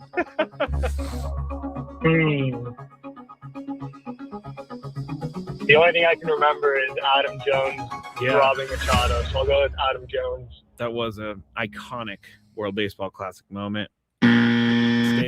Stay there, Jack. Chris, let me ask the question. What Team USA player won the WBC MVP in 2017? I can't even remember what I had for breakfast, Spread. But you can remember something that happened in the 50s? I know. The WBC, I know. This is good for you, Jack. I don't have any remembrance of this. I'm assuming it was the year the USA won. I don't even know that. It is. Yes. So, but who had the big tournament? I'll be honest with you. Who did they name the winner last night? I never even heard. Maikel Garcia. Maikel Garcia, huh? Okay. Yep. This was probably just as absurd as that. How about 2017? Sounded like a good year for, I don't know. Trey Turner. That's actually he was mentioned last night on the broadcast, unfortunately. Okay. This was probably on the team. Jack, you are the winner. I think this may have been a 5-point question. Yeah, who was it? You'll never believe it, but Marcus Stroman. Oh my God! Won the WPC MVP. Wait, don't get Bob Brenly started with Marcus Stroman. Oh my goodness, you'll have another issue. Yeah. I can't believe that guy wears that do-rag thing. Yeah, Bob Brenly. Yeah. Bob Brenly is like the most out of touch, I think not just broadcaster, just out of touch person on the planet sometimes. And he acts like, oh, I said something controversial. Okay, well, yeah, I guess I'll just be on suspension for 3 weeks, and then I'll come back and say something else dumb. They don't hold him accountable. How many times does the guy have to do it before you say, let's get somebody else in there? I remember seeing him because, the Petco press box bathroom, sometimes the broadcasters walk in there. So I was washing my hands, and Brenly walked in, and I was just like, man, if only you knew what we talk about here in San Diego. If you only knew what my co-host said about you today, pal. Yeah. I'm not a big Brenly guy. It's the old thing. You make a mistake once, I'm okay with you. But Brenly's done it so many times that it's beyond, helping the guy out, I think. Yeah, so I definitely agree. I have some random stories we can fit in here, Chris. Give me a couple of quick things here to update us since Jack won the contest so quickly. Yeah, and this is a very random story, but Master P reportedly wants to become the next head coach for Arizona State basketball. So we'll keep a lookout for that. Master P's son plays for Houston. I do University know that. of Houston. Yes. And you also know that Master P owned a team here in San Diego. It was did not know that. CBA level team. Now, the CBA used to be what they now call the G League. Okay. And I don't recall the name of Master P's team, but I think he owned it and played on it. And, he's an okay player. And his son has turned out to be obviously very good. He plays at Houston right now, University of Houston right now. So Master P is pretty ensconced in the game of basketball. Yeah, I don't know what his coaching credentials are like, but I know that he's, this isn't just a total lark for him.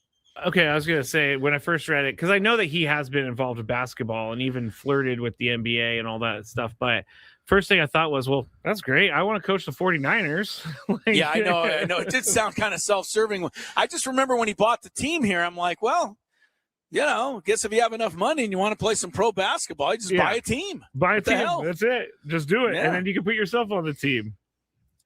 Nobody can stop you. Nobody. Master P's. But how about me having that much Master P knowledge? That surprises you a little, doesn't it? That doesn't just surprise me a little. That surprises me a lot.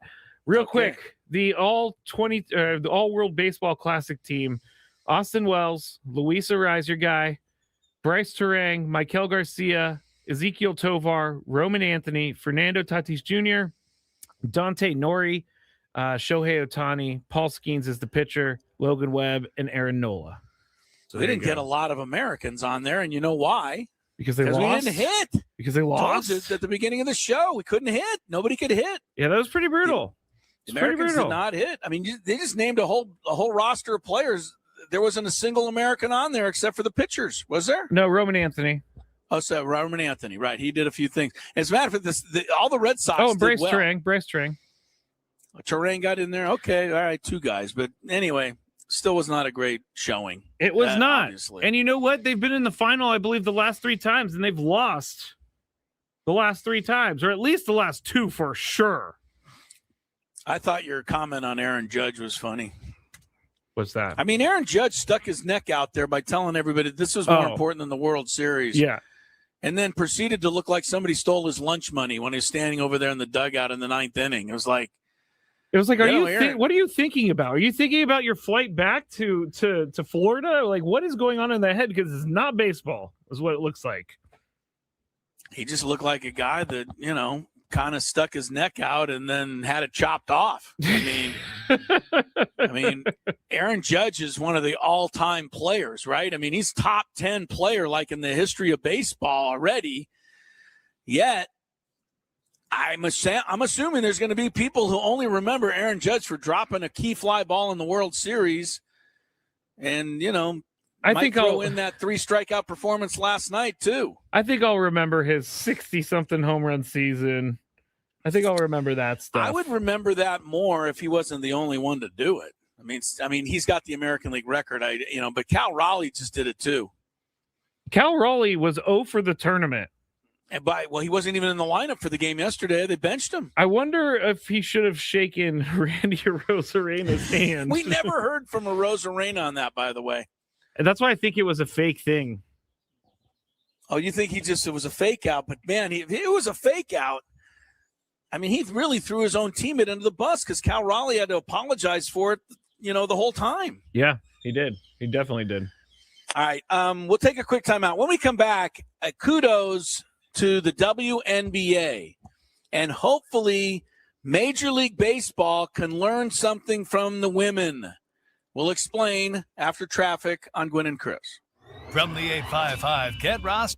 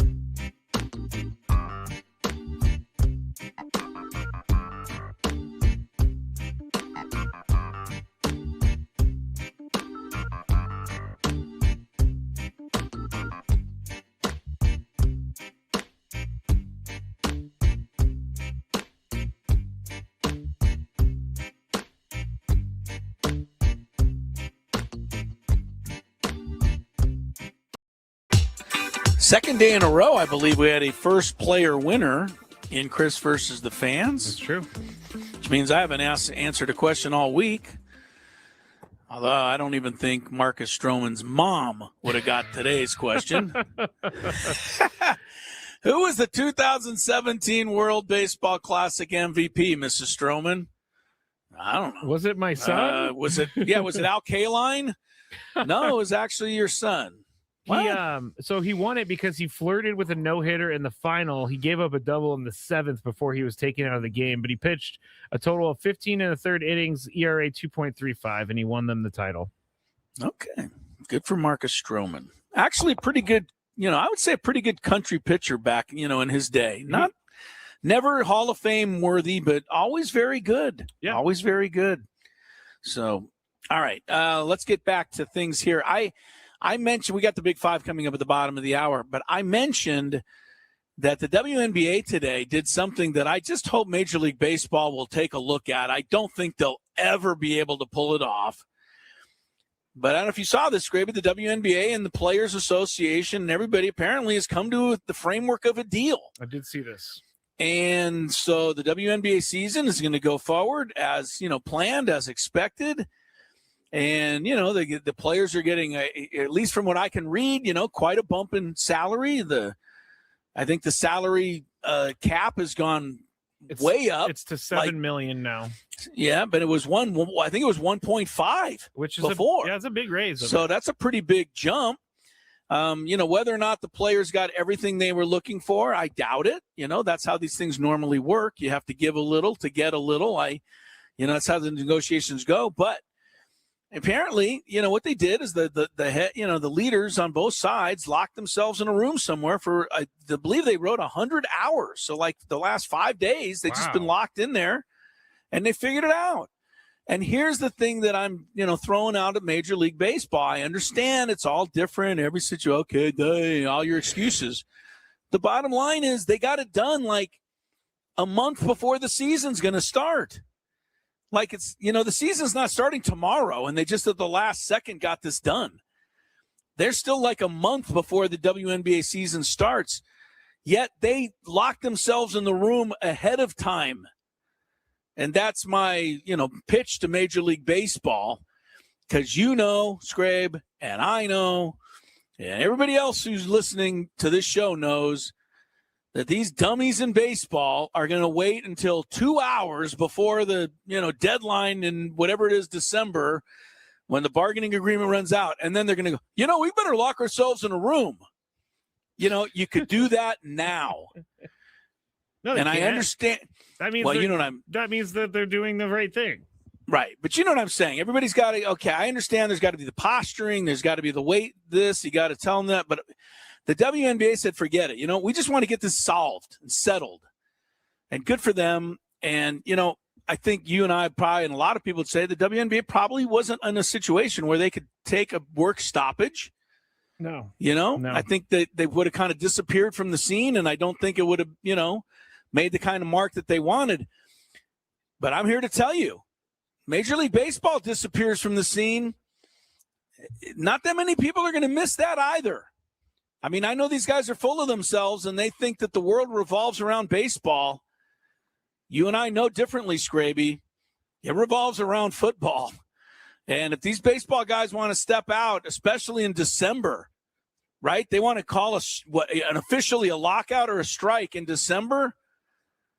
Is anybody going to care when we just flip the other channel and watch the NFL playoffs? There's no way.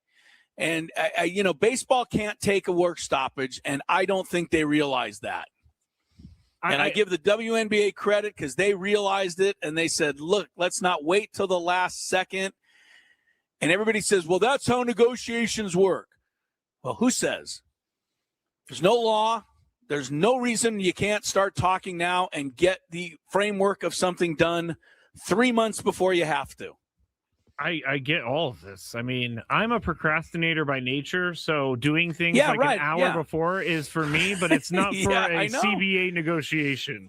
Right. You're going to save the season on December 10th. Do it on April 10th. And by the way, we are going to get to Chris's rental car story here at some point. Maybe even taking up a spot in the Big Five, because I do want to get to that. People are curious. You want to know why my wife makes us rent a car when we own cars? It was more, I'm going to put that aside because we've talked about it in the past. It was more about the insurance. But let me tell you what the main thing of this new CBA is. And Jeff on the chat said, WNBA must have a real commissioner, which is funny because no one likes the commissioner in the WNBA. Yes, they hate that lady. You're right. That's a funny point, Jeff.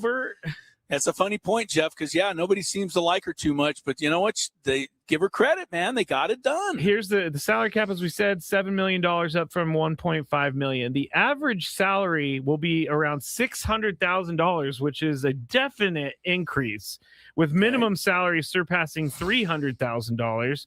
Supermax contracts will begin at $1.4 million, allowing players to earn at least $1 million for the first time annually. And the new revenue sharing system will be tied to the league's revenue growth, potentially leading to record-setting salaries. So this is a massive step forward for the WNBA. I don't know how to phrase this. I was going to say, I don't want to hear complaints, but they're still behind the 8 ball in what the ownership is making. So you know what I'm saying? Like, they got this deal done. I don't really want to hear about this for another couple years. I think the biggest issue with the WNBA, the way I saw it, was that most of the teams are owned by the same people that own NBA teams. Yeah. Or many of them. Okay, so those people who own NBA teams have insane amount of money. Mm-hmm. The WNBA players said, well, we should get some of that. What the owners were saying, well, no, the NBA players make us all the money, not the WNBA players. I'm not saying what's right, what's wrong. I'm saying what the argument was. But that's standard business practice. You put you put more money into something that makes you more money. The bottom line, that's right. And for anybody who thinks that the WNBA, is selling the same, number of tickets and creating the same number of eyeballs as the NBA, it's just the truth of the matter is it's not yet doing that. But it is making inroads, and it is doing better, and it's getting more popular. And I think it deserved, a bump in pay and the whole thing. And I think they got it. And I agree with you. Be happy with it. Let's expand on it in a few years, but let's, take what we got and run with it for now. Good on the WNBA. Good on the, the union and everybody coming up with some sort of agreement. Now baseball. Get it done, Manfred. Baseball's looking at me like, the hell are you talking about, man? It's only March. Yeah. And I'm like, yes, that's exactly what I'm talking about. Do something now. Because you know what's going to happen? We're going to be talking about, are we going to miss games? Are we going to miss games? Because we are. Yeah, I know. You know exactly how it's going to work. We already did this, Chris. Yeah. So why don't we just not do that? I agree. We're going to Chris. Big Five may include an explanation as to why we rent a car and another explanation for why we paid for insurance.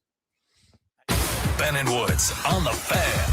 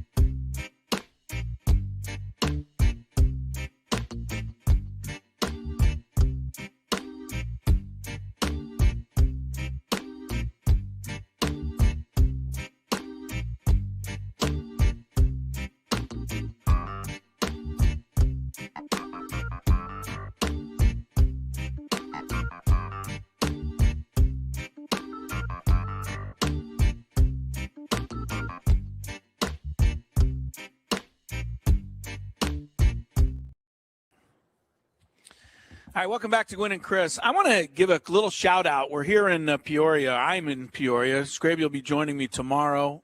Tony will be here tomorrow. And then the rest of the Padres will be here tomorrow. Everybody's off today, but they were nice enough to let me come back here and do the show from the sports complex. And I did, we joked about this all day yesterday about the cafeteria, which is right over my shoulder for those that are watching on YouTube. I don't know if you can quite see it because it's a little dark. I'm sitting in the shade. But the cafeteria is right behind me. So it's so hot here. I snuck in there, I don't know, an hour and a half ago. All I did was get some ice in my water bottle. I know I'm in trouble. Don't let Grupner know. I'd be, probably have my press credential revoked. I got a couple of pieces of ice, and I actually trickled a little lemonade out of the disposer there. So, but as I was walking in, I ran into Eric Meyer, who is the director of broadcasting, vice president, director of broadcasting, and nice enough to say hi. I said hi to Eric, and I trust he hasn't reported me to the authorities. Well, you're still there, so I could be in trouble. I actually went back over there in the last break because I'm out of lemonade. Door is now locked. No way. Maybe he did report you. Maybe he did report you. He reported me to the authorities, Skraby. You could have one of those. Your famous siren could be coming. Yeah, they could be coming to get me. People really hate that because they think there's an actual police officer behind them. Oh, as they're driving along? Yeah, I can understand that. Well, all right. Hopefully you're not in too much traffic getting home. You're relaxing, enjoying, because we'll check some traffic for you and then go to the Big Five. From the 855 Get Ross Traffic Center. Injured? Demand justice. Demand Jurowitz. 855GetRoss.com. Here's Kelly Danick. Traffic is brought to you by Valvoline Instant Oil Change. Speaking of car maintenance, guys, make sure your car is in tip-top shape because we had numerous breakdowns, cars overheating yesterday. In fact, fire crews are still on scene of this car fire on southbound 15 at Camino del Norte. They got the right lane blocked. Also, an accident on eastbound 78 right before El Camino Real. That's over to the right shoulder. Going to find northbound 805 before the 5 merge crash over the right shoulder. We've got south 805 before Home Avenue accident over to the right shoulder. Crash involving a motorcycle, East 52. This is just past Santo Road. It's in the center divide. Some glass debris reported in the fast lane, south 163 before Friars Road. Now, West 8 at West Main Street, another crash involving a motorcycle. It's in the center divide, and you got a lane blocked on eastbound 8, crash near Los Coches. San Diego drivers, keep moving with Valvoline Instant Oil Change. Their expert technicians help keep your vehicle and everyone in it safe and road ready. Stay in your car. No appointment needed. Save at SoCalOilChange.com. Valvoline Instant Oil Change. Your 15-minute drive-through oil change. I'm Kelly Danick with Gwynn and Chris, San Diego's #1 sports station, 97.3 The Fan. It's that time of the show when we check on the latest in sports. Only the most important topics and questions are brought to light. Stop what you're doing and listen. These news stories will astound and amaze you. The one, the only. Oh my God, who the hell cares? The Big Five starts now on 97.3 The Fan. On the chat, Chris, it says, "Put the lemonade down, sir." That's what we're going to hear behind you. I'm in deep trouble. Sir, put the lemonade down. Yeah, that's it for the lemonade. I'm going to break the bank. The Seidler ownership is going to crumble. Let me ask you this. Oh, go ahead. Yeah. Go ahead. No. What's the question? Okay, so I want to ask you this real quick because then we're going to use number 5 as your car insurance dilemma that you were having. I am broadcasting live from the Bill House Studios where we know how, Chris in Arizona. So the lemonade thing. Have you ever stopped at a kid's lemonade stand and bought a cup of lemonade? Because I feel like I'm the grumpiest person on earth. They're always like, lemonade. And I like speed away as fast as I possibly can by flicking dirt on them. All right, first of all, to every kid that's ever gone out there and sold lemonade, or every parent that's had a kid that's gone out and sold lemonade, don't forget to bring some ice. The kid is sitting out there in the heat. The lemonade is supposed to cool me down just a little. And when I take my swig of lemonade and the lemonade is bubbling up because it's like the surface it's so warm.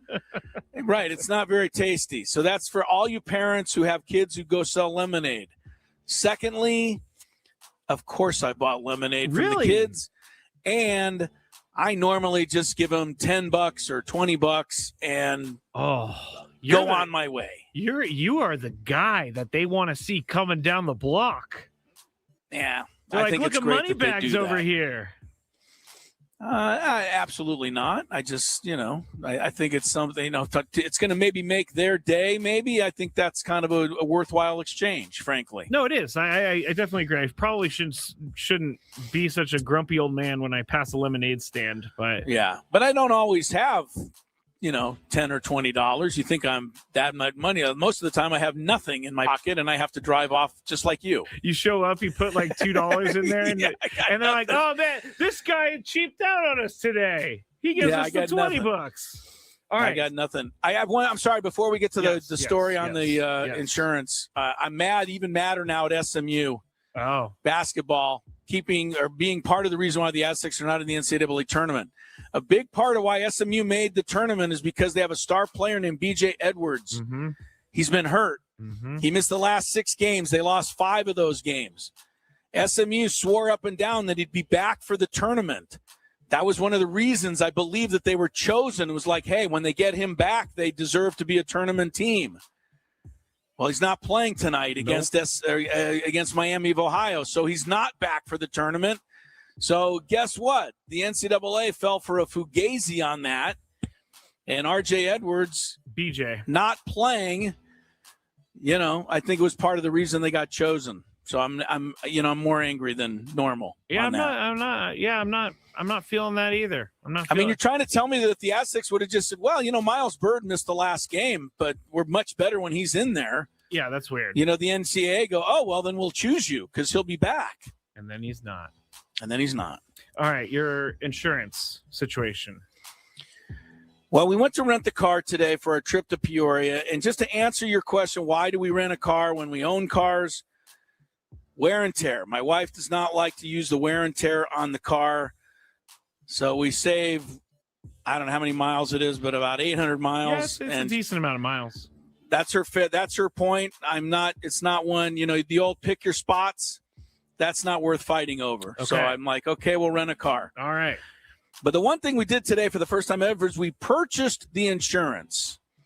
And the guy always goes, do you want insurance? It's $25 a day or whatever it is. And I'm like, no. Yeah, I know. Like you're just selling me, I don't need the insurance. I have insurance already. Yes. Whatever he said to my wife turned it. And I think he said something like, well, if this car gets in an accident, you'll have to file a claim through your insurance to get us to help anyway. Whatever he said made her nervous enough to look at me and go, you think we should get it? And I've heard that question before, Scrape. And if we didn't get it and then something happened, yeah.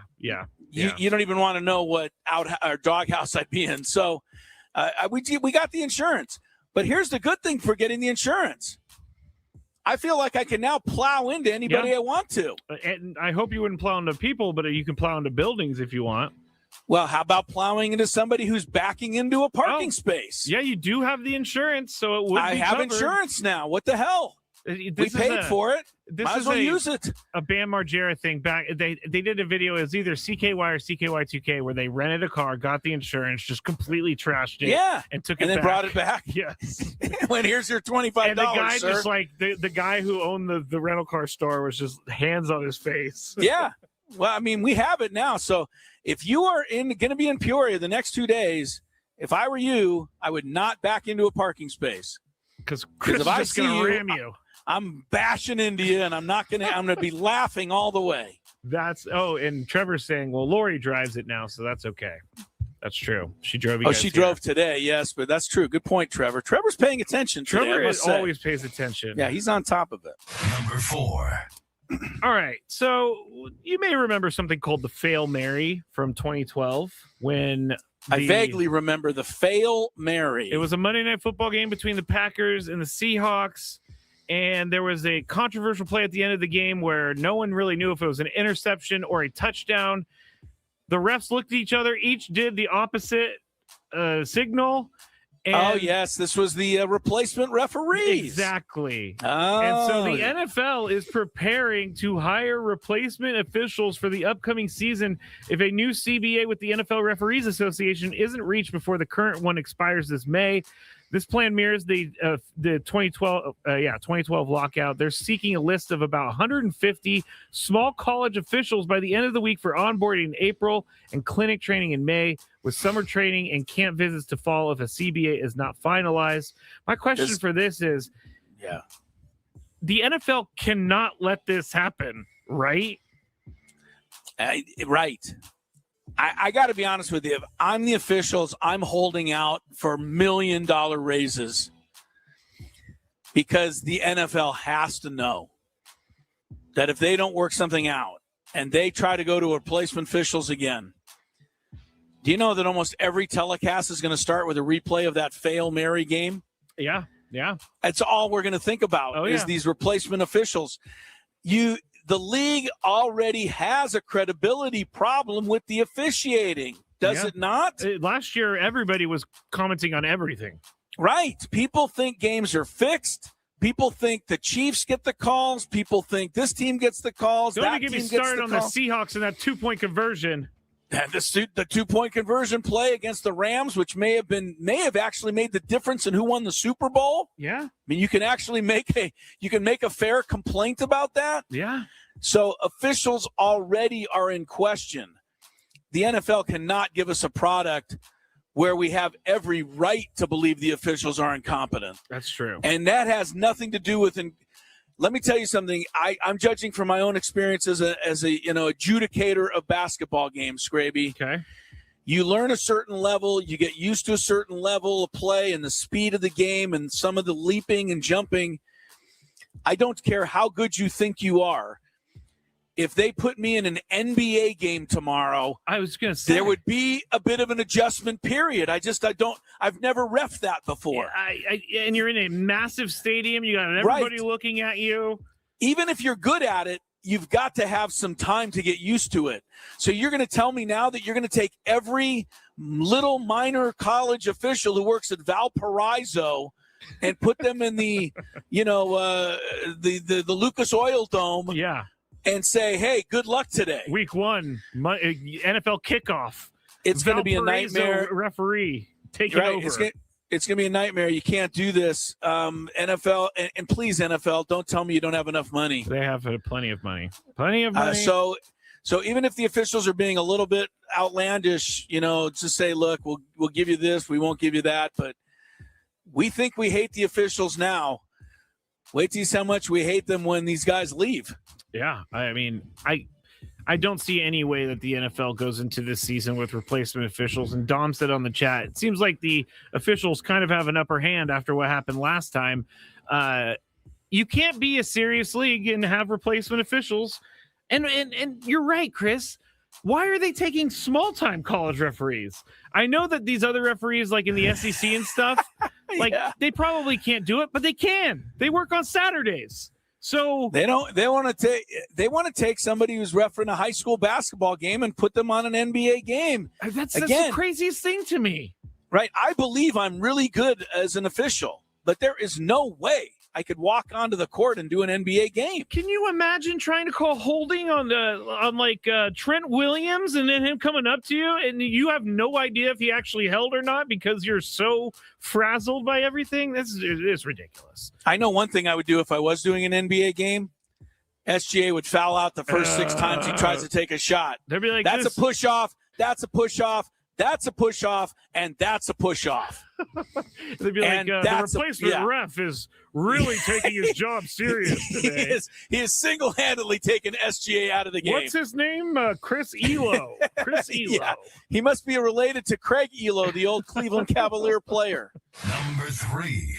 All right, the 2026 NFL Draft is more than a month away. It's coming up, though, and 5 teams have accumulated two first-round picks. You know what I'm saying? 2 first-round picks. That's all I meant to say. Yeah, 5 teams have more than one. Yeah. Dolphins, Jets, Cowboys, Browns, and Chiefs. I know that you may say, Chris, I can't predict this, but which team will prove to have the best first-round picks out of the 5 teams? Well, I can eliminate a couple. The Dolphins? Probably, but I'm going to eliminate the Jets first. Good call. I mean, the dummies that run the Jets, I mean, how can they get it right? Who are the other teams? Cowboys, Browns. You can eliminate the Browns. Yeah, Browns are out. Cowboys, you can kind of eliminate. Cowboys have Jarrah. It's going from Dolphins and Chiefs. Yeah, I think the Chiefs will get the best, and the Dolphins would be lucky to get second best. Yeah, I kind of see it that way too. And it does scare me that the Chiefs have 2 first-round picks this year. Really, they're going to be retooled. And they've already picked up, the running back. Yep. Gosh, of course, why am I it's escaping me now? But I know there's so many quick moves. They changed guys so quick. I forget. Oh, Kenneth Walker. That's right. Yeah. Super Bowl MVP. I mean, you got him. You always got Mahomes. You know the Chiefs are going to be back with a vengeance this year. Yeah, I do know that. And now they get 2 first-round picks. That could be bad news for everybody. Yeah, I think the Chiefs take this one. Didn't realize 4 of my topics were for NFL, but oh well. One Pro Football Hall of Famer and Pittsburgh Steelers legend is over Aaron Rodgers. Now, Rodgers has yet to announce a decision on his playing future, much less if he's actually going to be a Steeler. But Rod Woodson, an 11-time Pro Bowler who played 10 seasons with the Steelers, has had enough. Boy, Rod. On Rich Eisen, he said, quote, "Is he going to play? Listen, I get kind of tired of it. If he's going to play, say he's going to play. He's going to come back. And the team shouldn't wait for Aaron Rodgers. They need to move forward," end quote. So I'm up first. If you're the Steelers, would you put a deadline on Aaron Rodgers? I think you should, but you can't, because then if he says, fine, I'm out, then you're stuck with like what's left? His name? Mason Rudolph, and then like Riley Leonard. I don't know if it's not good. So the question is, do they need to put a time limit on Aaron Rodgers? Answer's yes, but it's not going to work. The answer to your question is the same. You're right. They have to, but they can't. The bottom line is Aaron, here's one thing I don't like. And there's a lot of things on that list. Yes. But here's one of them. I don't like people who, just because of the circumstance, have the upper hand and then take full advantage of it. Will Howard is the other guy. Sorry. Well, the other, maybe he could do something. But in this situation, Aaron Rodgers feels like he has the upper hand. Yes. He's going to make the call. He can decide. And so he's going to be as big a, beep, beep about it as he can. Because he is Aaron Rodgers, and he thinks he's all that. Wouldn't it, in a wonderful world, Scrabe, one that you and I dreamingly live in? Sometimes we do. Aaron Rodgers said, okay, I'm ready to make my decision. And the Steelers said, you know what? We already went with Will Howard. We don't care. That would be the greatest thing to just see that happen once. Like Aaron Rodgers, Rodgers, it won't happen. He comes walking in. He's like, "I'm here and I'm ready to play. I'm here and I'm ready." And guess what? We got a guy.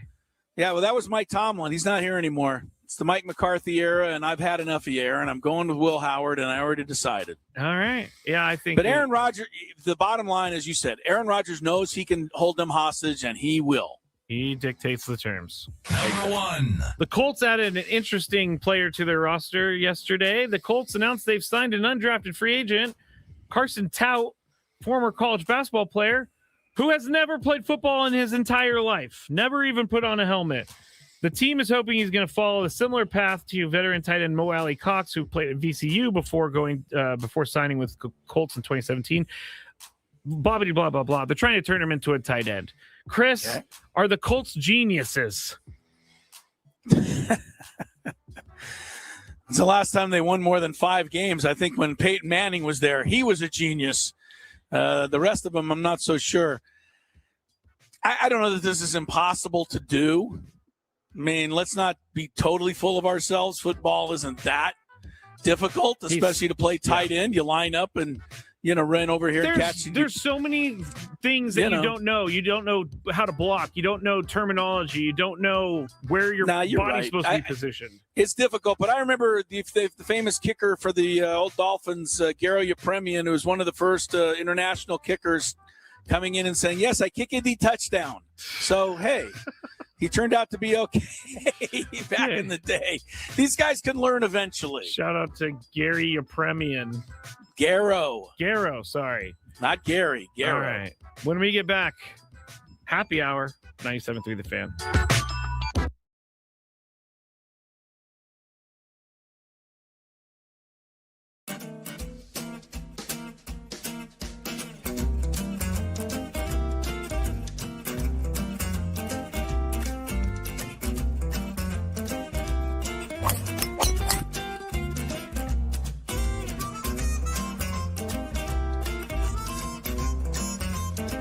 These things. It even tells you, hey, there's a canyon over here. Don't hit it here. Skraby from about 45 feet. His caddy tells him to play it a little to the right. He's been playing well so far today. Fourth hole. Nice smooth delivery. Hit it too hard.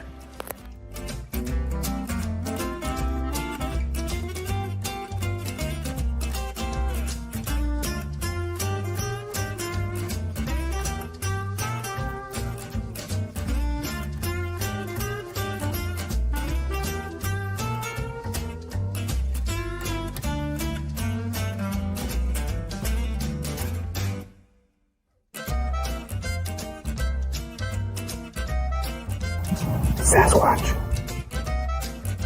So Chris says that he can't play golf, but this is the second birdie putt he's made for us. This time it was like 20 feet. Thank you very much, Greg. But once again, you're hitting some very nice shots as well. I'm not usually complimentary to you, but can't help but be complimentary. Your shot making today. With my what? Your shot making. You hit some.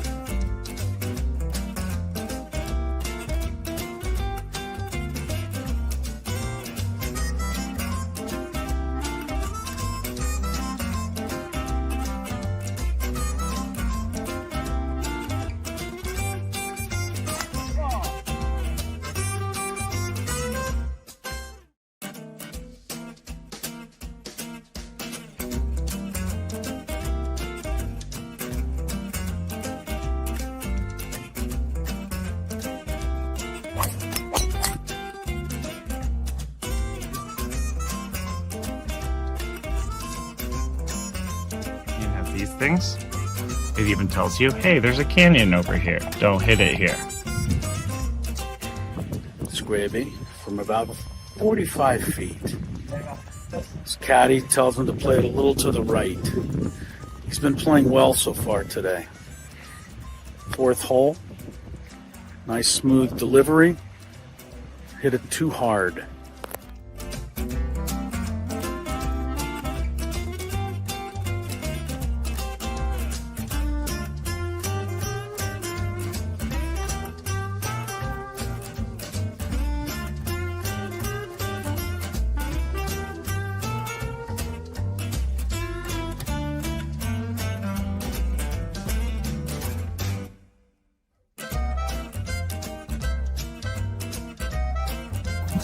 Sasquatch.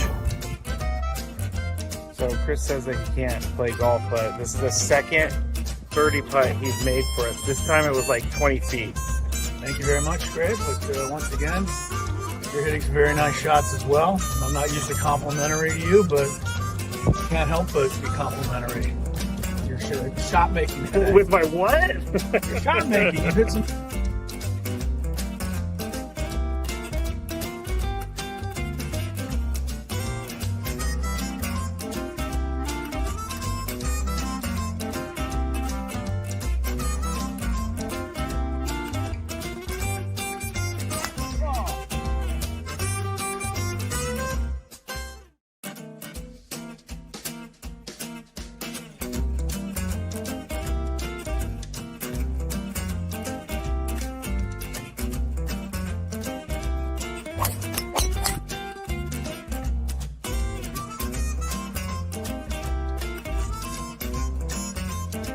These things. It even tells you, hey, there's a canyon over here. Don't hit it here. Skraby from about 45 feet. His caddy tells him to play it a little to the right. He's been playing well so far today. Fourth hole. Nice smooth delivery. Hit it too hard.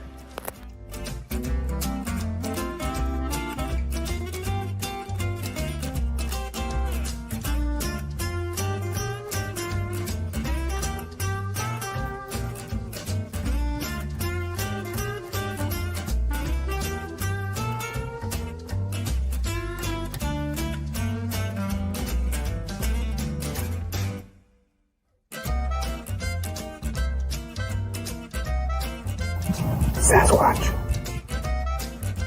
So Chris says that he can't play golf, but this is the second birdie putt he's made for us. This time it was like 20 feet. Thank you very much, Greg. But once again, you're hitting some very nice shots as well.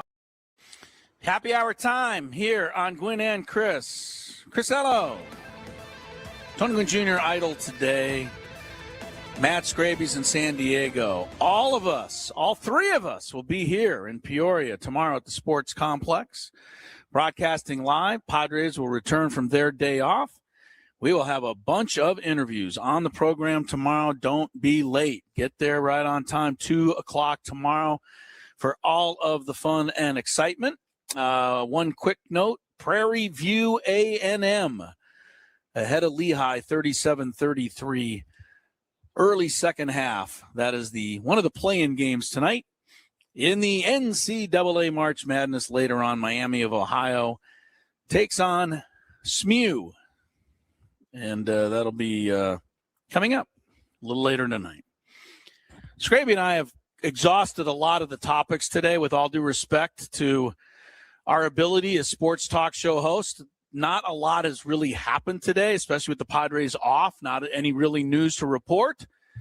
We did get in not an argument, but a discussion earlier about whether or not Mark DeRosa should have gone to Mason Miller in a tie game in the 9th inning yesterday with a score tied, and he ended up bringing in Whitlock of Boston. And Whitlock's good, but he's not Mason Miller, And we got what happened. I think it was a walk, a stolen base, and next thing you know, Eugenio Suarez drops a double in there. Venezuela wins the game. And I said, how can you play a championship game and leave the best reliever in the world sitting in the bullpen when the team he plays for, the Padres, said before the game, it's okay if he pitches? But you don't know and the Skraby terms.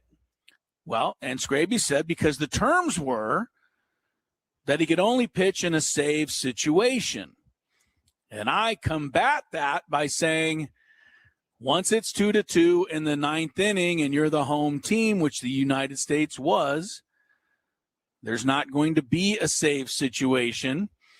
So that should have been ironed out beforehand so that Mark DeRosa and the U.S. knew they could either use or not use Mason Miller. I agree. And I'm making a big deal out of it because the one run decided it all. It did. So anyway, the United States did not lose because of Mark DeRosa, even though I'd like to think they did. The USA lost because they couldn't hit. You had one of the greatest lineups ever assembled, and they got 2 runs and 3 hits last night. They did not have a single at bat last night with a runner in scoring position. The greatest team in hitting history. Not one at bat. That's crazy. The and only they 2 made it runs to the final. Yeah, the only runs they scored were two outs in the 8th inning. Right, they got a single and then the Bryce Harper home run. Yeah, that's it. Yeah. Judge struck out 3 times. Looked like a rusty gate. I didn't even know if he looked like a rusty gate. I think he struck out looking twice. Anyway, USA disappoints. Venezuela, I said it earlier, so I'm going to just touch on it again because I don't want you don't turn here to listen to any politics stuff. I'm just saying I feel like that whole thing added a little bit to the drama for Venezuela to win. And that's all I want to say about it. I definitely feel like the people of Venezuela wanted that more than it meant a lot to them. Yeah. And, of course, I'm always supportive of my own country, but I'm not myopic enough to not understand what winning that meant to those people. Yeah, very true. So, if you have a problem with me saying that, I can't help it. I can't help you. I would like to talk about something that I'm seeing on the chat, but someone tweeted last night, now the USA knows what it's like to be a Padres fan because they put up a graphic that said it was like the 8th inning and it said, haven't had a base runner since the 4th yesterday or last game. And it did kind of feel Padres-esque a little bit, but that's all baseball. So now when we talk about, hey, the Padres can't hit, at some point this season, we say neither could Team USA. So it happens to everyone. So you're trying to say that we should feel better as Padre fans that it happened to Team USA? Is that what you're getting at? Yes, but I really truly believe that the players on the American side say that they loved it, but it wasn't like if they lost, which they did, it wasn't going to ruin them. But Venezuela winning that was everything to them. And I got to feel like the motivation was lacking on Team USA side. And Adam walked in here and we were talking, like most of the guys on Team USA are making millions of dollars. You got Bobby Witt Jr., Bryce Harper, Aaron Judge, Kyle Schwarber, Alex Bregman, Roman Anthony, Will Smith, Bryce Trang, Byron Buxton. Does it mean that much to them when they're the top of the top of the top of baseball? Well, yeah, I think it's clear it didn't mean as much to them as it did to Venezuela, but I think it was because of the reasons we talked about, not the reasons that these guys just make a lot of money. Okay. Because if money's the only thing that motivates these guys, then pretty much all of them could quit. Yeah, that's true. Right, without ever competing or ever caring. And I would at least like to believe that they really cared and try to win and, win world championships because – honestly, I think at least somebody like an Aaron Judge understands it, and I'm sure many others do too. Nobody is remembered in the hallowed history of the game for how much money they made. But everybody's remembered in the hallowed history of the game for how much they accomplish. So I think most guys, the money is, hey, they're not going to give it back. But, somebody like a Manny Machado, somebody like a, Fernando, I believe, and Juan Soto and, Judge. And, you're talking about now Ohtani's in there with a couple of World Series titles, but he didn't have it before. No. And Mike Trout still doesn't have anything close to it, Nobody talks about Mike Trout. When you bring up the name Mike Trout, I bring up the name Mike Trout. What do we say? Great player. We don't say how much money he made. No, it's we true. say too bad he never got to a playoff game. He got to one, so I think. No, he got to one series and they didn't win a game. Yeah. So Mike Trout was in. Okay. Yeah, Mike Trout was in one series and they got swept. That's it for him. So Dan Marino, nobody ever talked about how much money he made, and I'm sure he made a ton of it. But Dan Marino's always like, hey, he got to one Super Bowl, he lost, and that's it. Greatest quarterback or whatever, never to win. So I do. I think the money is obviously out there, and you're talking about it, but I think these guys are motivated by, greatness on the field. That's what sets them apart. Yeah, I think definitely a lot buy of times. That for sure. Okay. I'm watching the replay of the game, and Aaron Judge, you're right. He's just throwing the bat out there. He didn't look like he they either that or they just scouted him. Whatever happened last night. Other American League teams are going to try to do that too. Although he just got rung up on a bad pitch. Anyway, go ahead. Well, that's not going to happen anymore now, is it? Because we're getting into Major League Baseball again, and now every single pitch, even if it misses by that, nth of a whisker, is going to be overturned. So all you people who have to have everything right are going to be, you're going to be so happy. And it's funny though. What? And I'm right about this, Skraby. The people like me, like you, like everyone else, that have complained about balls and strikes for all this time. When are they going to get, balls and strikes right? You know what's going to happen now that balls and strikes are regulated? What? Those people are going to find someone else to complain about. Oh, that's very true. Obviously. That is what we do. That's what we do. That is what we were born to do. I believe in this country, always have something to complain about. It's very true. They're going to be like, well, that guy took off, I don't even know, but they're going to find some weird They'll think of something. Thing. Darn right. They will. They'll think of something. If and then the other people that sit back and enjoy the game, they'll sit back and enjoy the game. Yeah. Yeah, they will. But the ones that complain about balls and strikes and complain about announcers and complain because, the hot dog vendor standing in their way, you're never going to please them anyway. I mean, if you're the hot dog vendor's in your way, just ask for a hot dog. Yeah, get out of the way, will you, pal? Come on, I'm paying big money for these seats. I was actually talking to someone recently, and I asked them for their favorite ballpark food, and I said, you got to get a hot dog, right? And they said, I've never had a hot dog at a baseball game. And that, to me, is, quite frankly, un-American. trying to think of something that goes, similar to that. Because hot dog and baseball is a thing. I think you got to have a hot dog at a ball game. I think that should be something everybody should experience somewhere along the line. I found this so weird. I'm like, you've never, and they go to a lot of baseball games. They're like, no, we're not going to get, I don't want it. That's so weird. We got a couple minutes, and then we have two things coming up, so don't go anywhere. We have one, we're going to talk about Rory McIlroy's insane meal that he's going to have for the Masters next week.